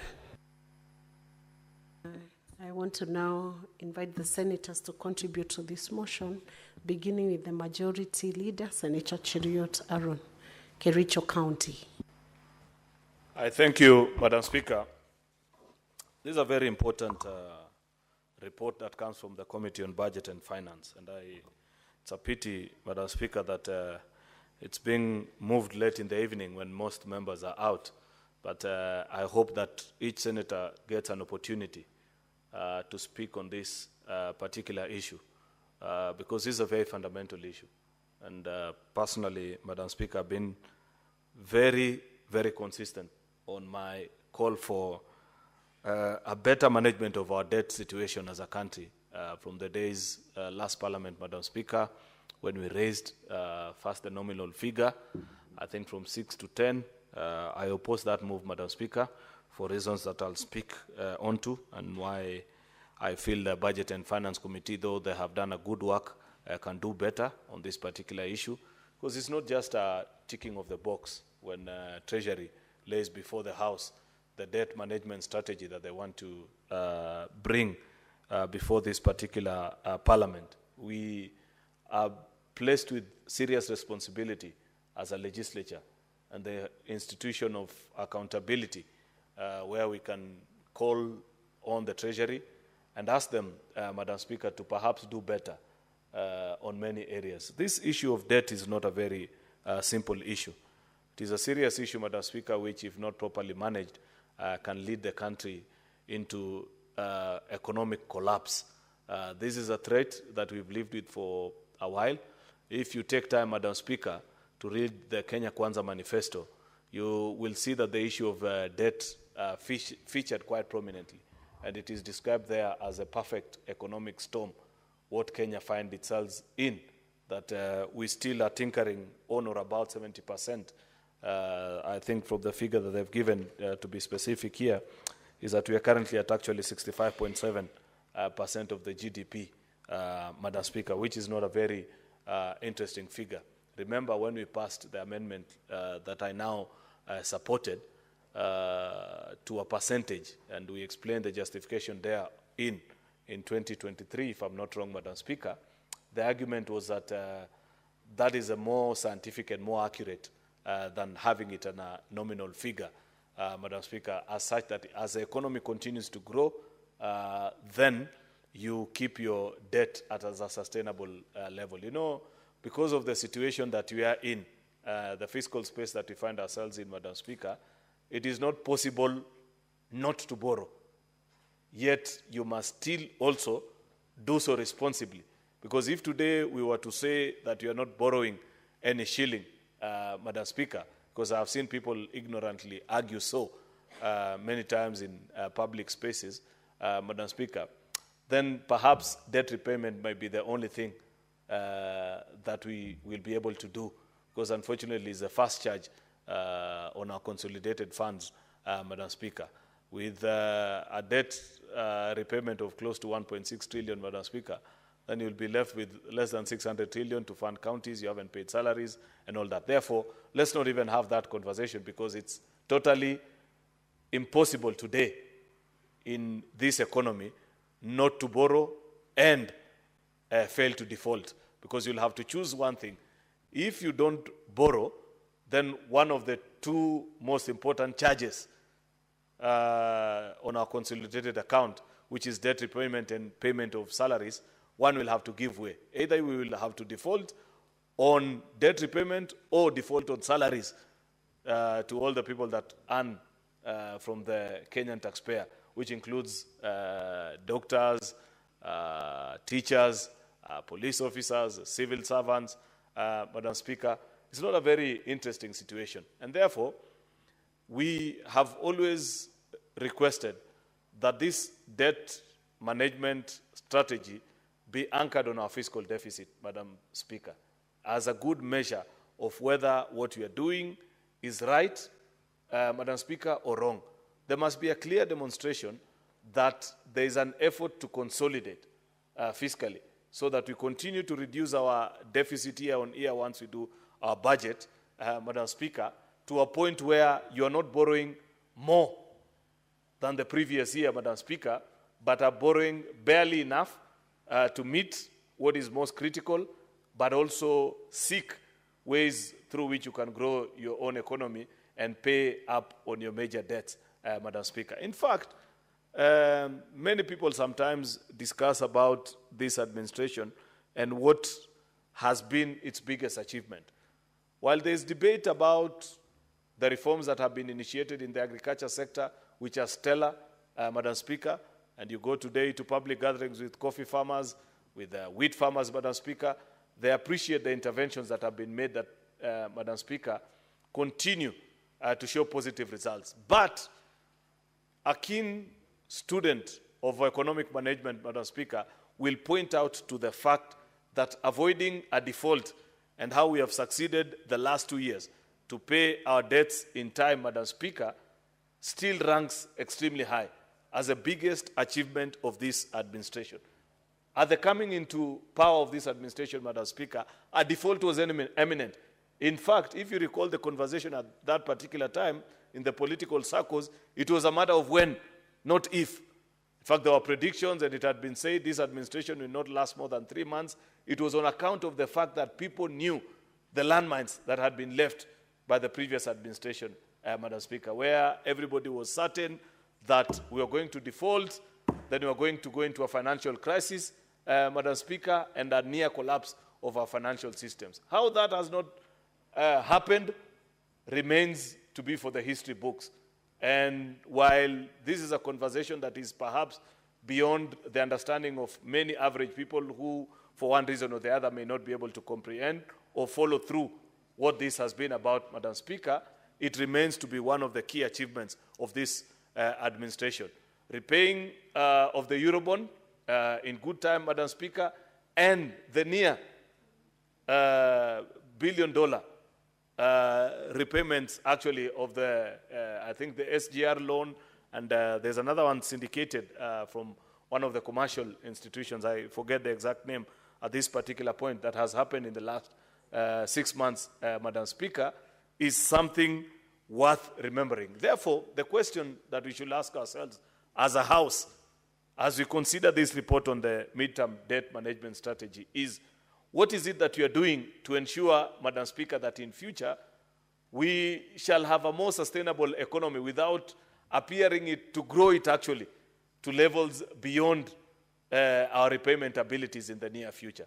And if we keep on shifting goalposts, the way I see it being done, Madam Speaker, we will find ourselves in a very difficult. Everybody will keep on kicking the can down the road. Then it will get to a point, Madam Speaker, where it will no longer be possible to either repay debt and continue thriving.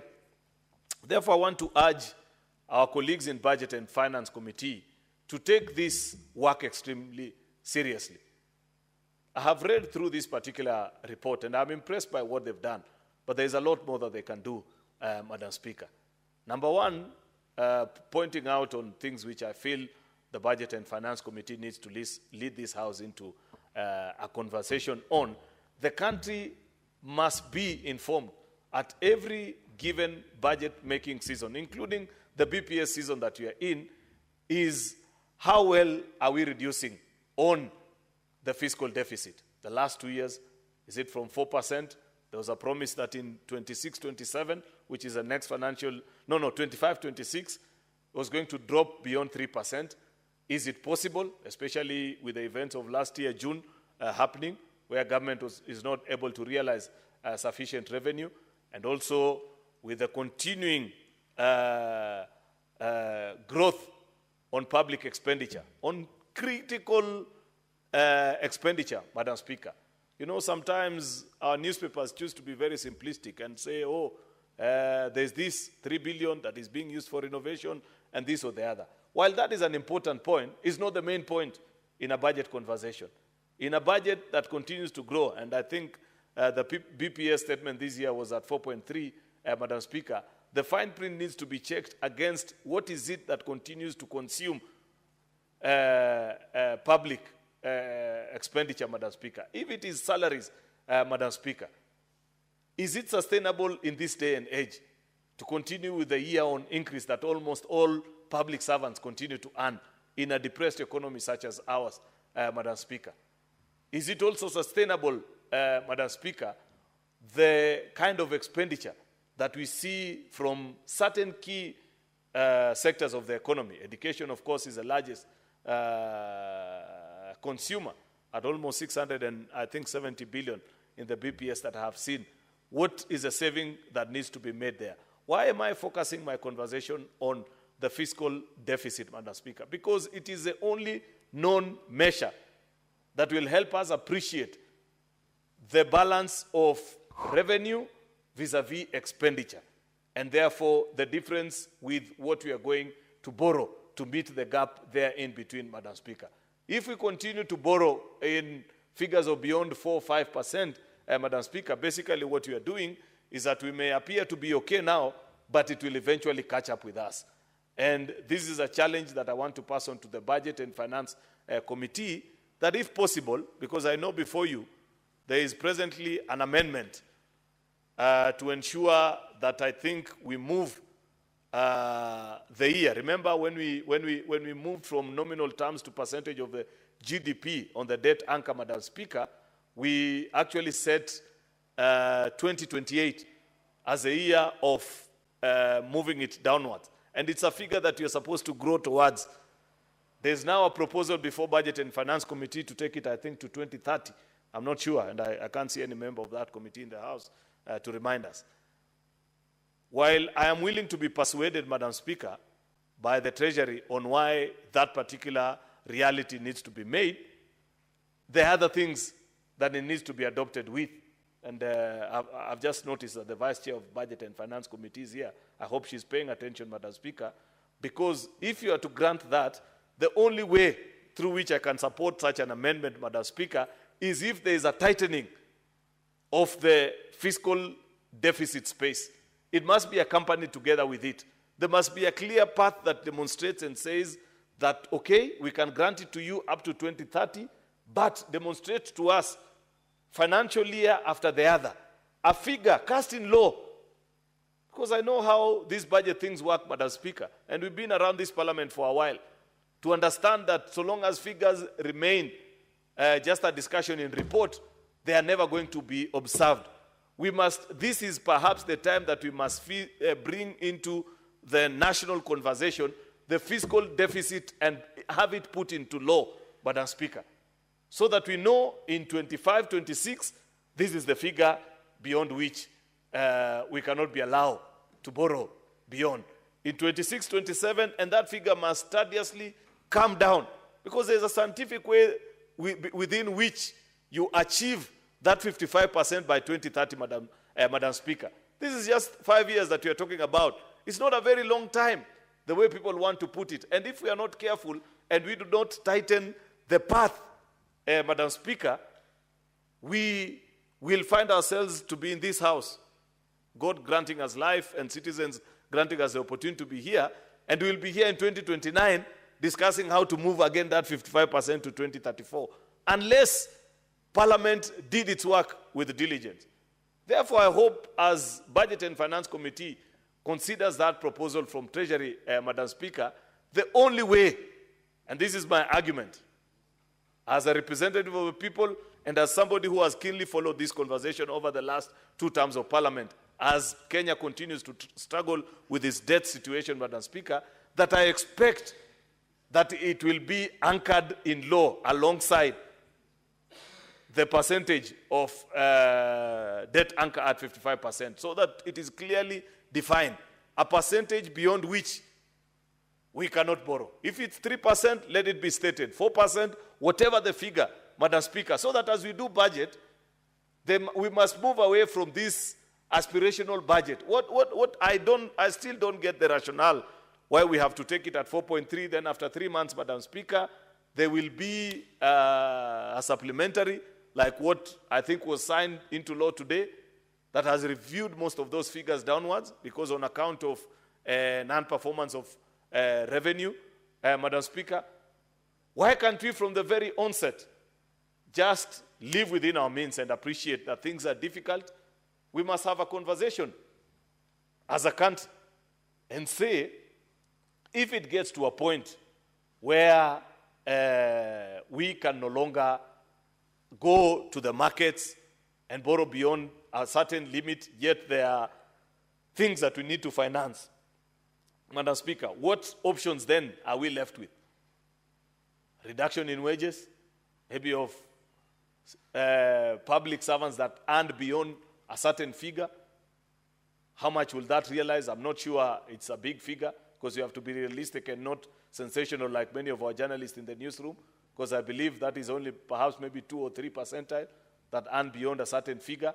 But then which other places can we make savings, Madam Speaker? Because the reality is that we live in a country that is yet to understand the dichotomy of balance between politics and the economy. And that will continue to be a struggle. And if we are not careful, Madam Speaker, we will actually collapse this economy because of that demand. As we speak today, many times you attend public functions in the company of the president, and when Senator Manzo is granted the opportunity to speak in Makueni, he will ask for a particular road, a particular water project to be completed, and this or the other. So because that informs the understanding of the ordinary citizen of whether to vote for an administration or not, depending particularly our electricity program, our road program, Madam Speaker, and our water programs, the 3 most critical asked for things, that continues to pile on to our budget. And year on year, you will see the pressure of any administration like the present one that wants to have a second term in office, then choose the easier option, which is to be politically correct and continue funding some of these programs despite the fact that we may not afford them. Because that is what the ordinary citizen understands. This conversation that we are having in this house, unfortunately, is an elite conversation, which the ordinary citizen and the ordinary voter has very little connection to. Madam Speaker, because of this thing of having to face an election subsequently, it is something that continues to trouble many administrations from the past one, and I see that struggle even in the present administration. The fact that the government knows that they cannot possibly look down its citizens and say that I know you have asked for this particular program or this particular road, but given our financial situation, you'll have to give me 2 or 3 years. I don't think any member of parliament, I don't think any minister, I don't think any president or deputy can have the courage to say that to the ordinary citizen. Yet, if we are to rescue ourselves from this kind of difficulty, we must reach that level of honesty among ourselves as leaders and as a citizen. Unfortunately, Madam Speaker, because of the political realities of the day, we find ourselves in a very difficult space. Section G of this particular report of theirs, they have set a fiscal deficit target at 4.6% of the GDP for 25-26, 3.8% for 26-27, 3.5% for 27-28, in line with the fiscal consolidation path. This is what I was talking about, Senator Tabitha. The point is this: it must be able to work out to 55%. I'm not certain that this will work out to 55% by 2030. And what is the guarantee? Remember, if you go through, and I know this because I've been a member of Budget and Finance Committee, that this 3.5% you are talking about, if you check our reports for around 2020, Madam Speaker, these were the figures that we were talking about then. They are aspirational. There is no discipline to live through them. There is no guarantee that Treasury will stick to these recommendations, Madam Speaker, unless we put it into law. That is a challenge that I'm giving this particular committee. Because what have we learned over the years? If we continue to do these reports and are happy to say that this is a projected, the only way this will become a reality is the day that we put it into law. Then after we have closed all the paths for borrowing beyond certain levels, then we will come and have an adult conversation in this house and ask ourselves very difficult questions, including our colleagues in the National Assembly who keep on growing their CDF allocations. They will be able to be faced straight in the eye and be informed that you have to make a choice. whether to fund your institutions where your constituents go to, or grow your CDF allocation. But so long as we leave it as an aspirational figure, Madam Speaker, we are not going to slay this debt situation. Therefore, if there is a duty that we are being called to in this current session of Parliament, just the same way the 9th and the 10th Parliament were urged to fight and ensure that Kenya gets a new constitution, I am deeply, deeply convinced, Madam Speaker, that the call of this House from the people of Republic of Kenya today, Senator Manzo, more than anything that they want to hear your voice on, is on this issue of the debt. And we must be clear, and we must not, Madam Speaker, set out old paths that are tried and tested and that whose results you already know. We must be willing to bite the bullet and charter new territories that are difficult but are the only paths that can put this country back to economic recovery. Otherwise, Madam Speaker, if we continue the route that we continue to take today, it will be recorded, Senator Manzo, and it will never be recorded that you sat on the minority side. It will just be said that you are a leader in Kenya at that particular point, a very powerful one, a member of parliament, a senator, when we watch our country sink deeper and further into debt and did nothing about it. I want to request, Madam Speaker, that this conversation cannot only be sustained through a review or a report of our Budget and Finance Committee on the medium-term debt management strategy. That is a proposal from the Treasury. Senator Manzo, you must ask yourself, how can you expect to find a solution from the people that put us into trouble in the first place? Aren't we being foolish as Parliament? We have a whole research unit in the name of Parliamentary Budget Office. Very competent people. I have worked with them. Very intelligent young men and women, Madam Speaker, who at the height of the protest here in June, when we passed that motion as a House, and it's unfortunate because we haven't been able to follow through many of the recommendations. Senator Tabitha, you know that we made one of the recommendations of that particular motion was that we said we're going to have a conversation on debt guided by the Parliamentary Budget Office, not Treasury, so that we tell Treasury, it is clear you have demonstrated to the people of Kenya that you are not able to show prudence in financial management because we find ourselves in this situation because you people cannot override interest. Therefore, this is a prescribed solution. You know, when you're designing a solution, Madam Speaker, for any problem, you design it knowing or bearing in mind the kind of people that are going to implement it. Treasury has clearly demonstrated to us, the National Assembly, that perhaps will carry the biggest blame when eventually we find ourselves in a situation where we are defaulting on our debt, Madam Speaker, cannot be the ones to lead the country.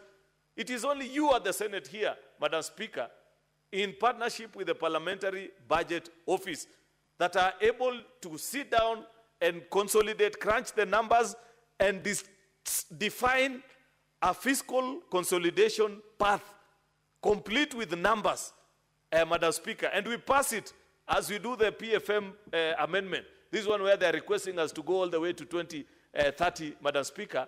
Then define the path for them so that now you work backwards and say, this is the amount of money that is available. You know, how we manage our economy, unfortunately, Madam Speaker, is that we first list the things that we want, then we ask ourselves, where will we find the money? I don't know anybody else who does that kind of budget. I thought the common sense is that you first look at what you have, then you say, what is it that I can afford? You know, I really hope, Madam Speaker, that Budget and Finance Committee will lead us into the realization of that proposal that we passed here in the month of June, immediately after the invasion of Parliament, because we gave a commitment to the country.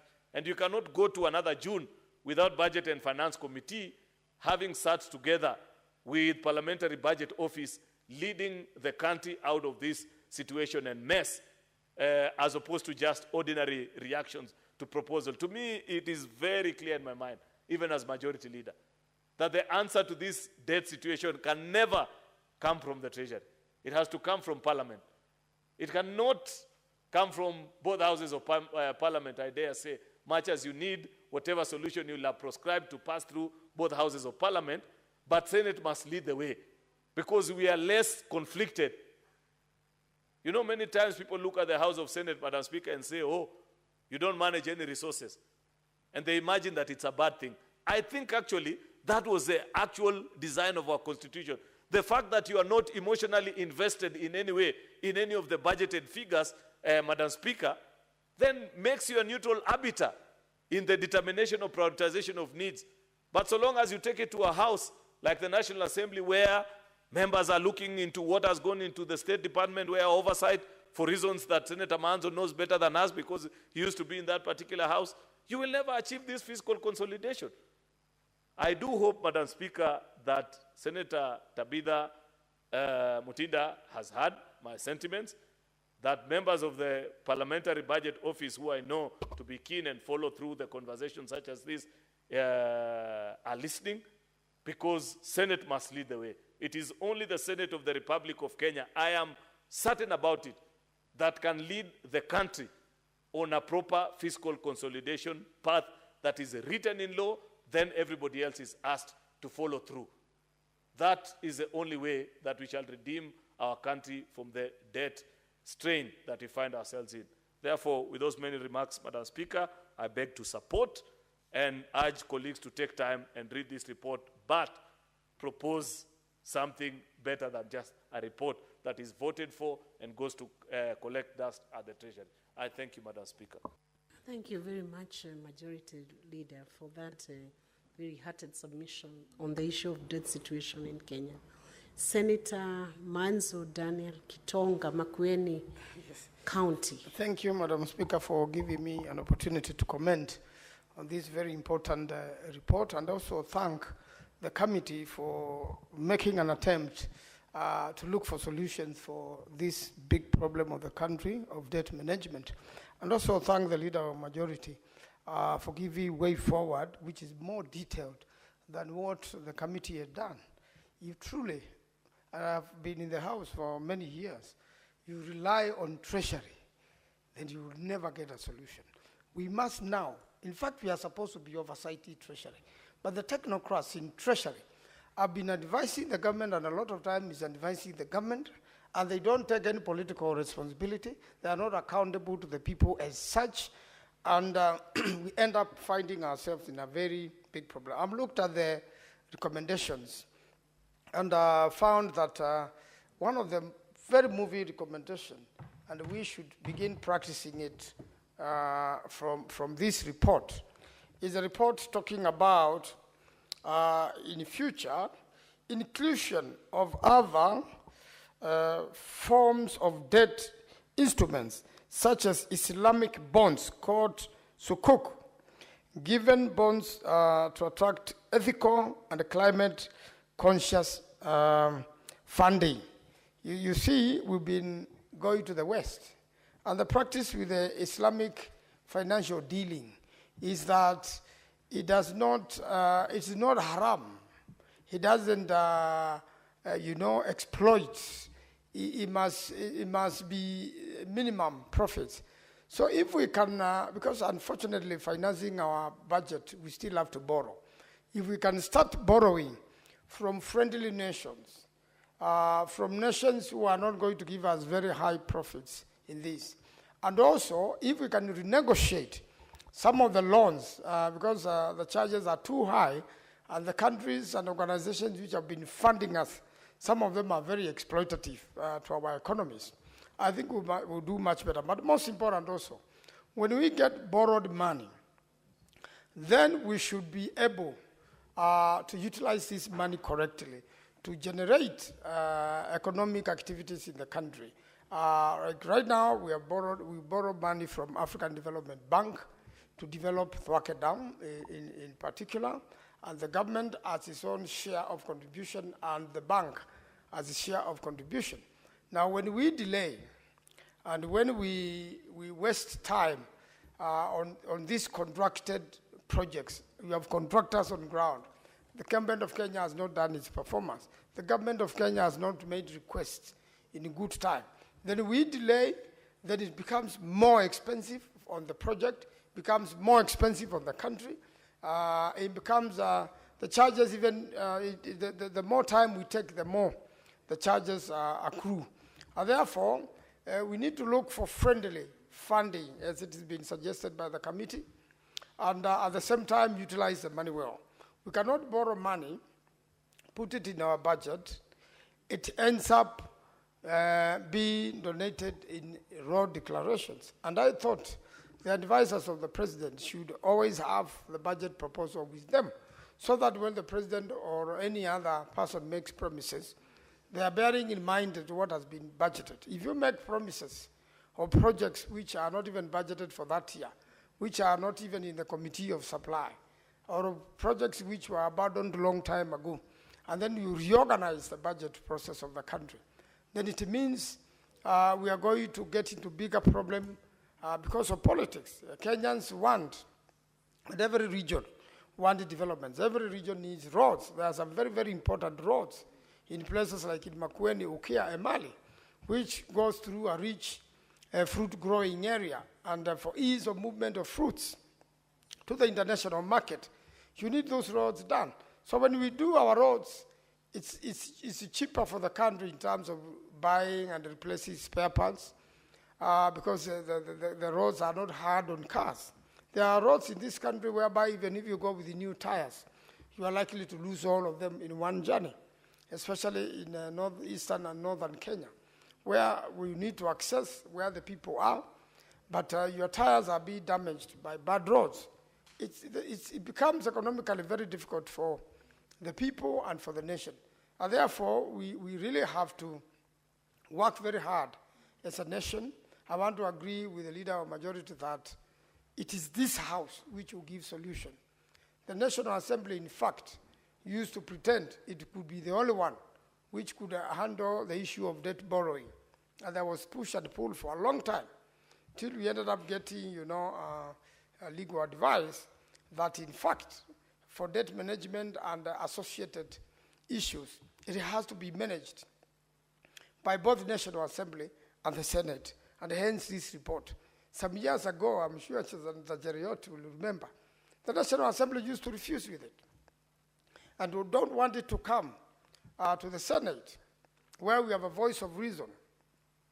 And therefore, we need to utilize more of our experts.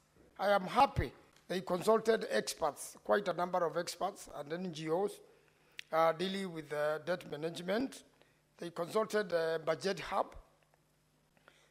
Sorry, they consulted ISPAC and professional bodies, which will think independently of the House and independently of Treasury. Such people will give us such input so that, Madam Speaker, we are able to do proper public participation on this particular matter. And then take all the good ideas on board, Madam Speaker. We have Kenyans who have worked for World Bank. We have Kenyans who have worked for international organizations, funding organizations, like African Development Bank. We have Kenyans who live abroad and have gone through very good experiences. We have templates, which we can copy from countries which have succeeded in debt management. But most important, we've been borrowing the money. Thank you, Madam Speaker. Thank you, Senator Dan Manzo. When we resume, you'll have a balance of 13 minutes. Honorable Senators, it is now 6:30 p.m., time to adjourn the Senate. The Senate therefore stands adjourned until tomorrow, Wednesday, 19th March 2025 at 9:30 a.m.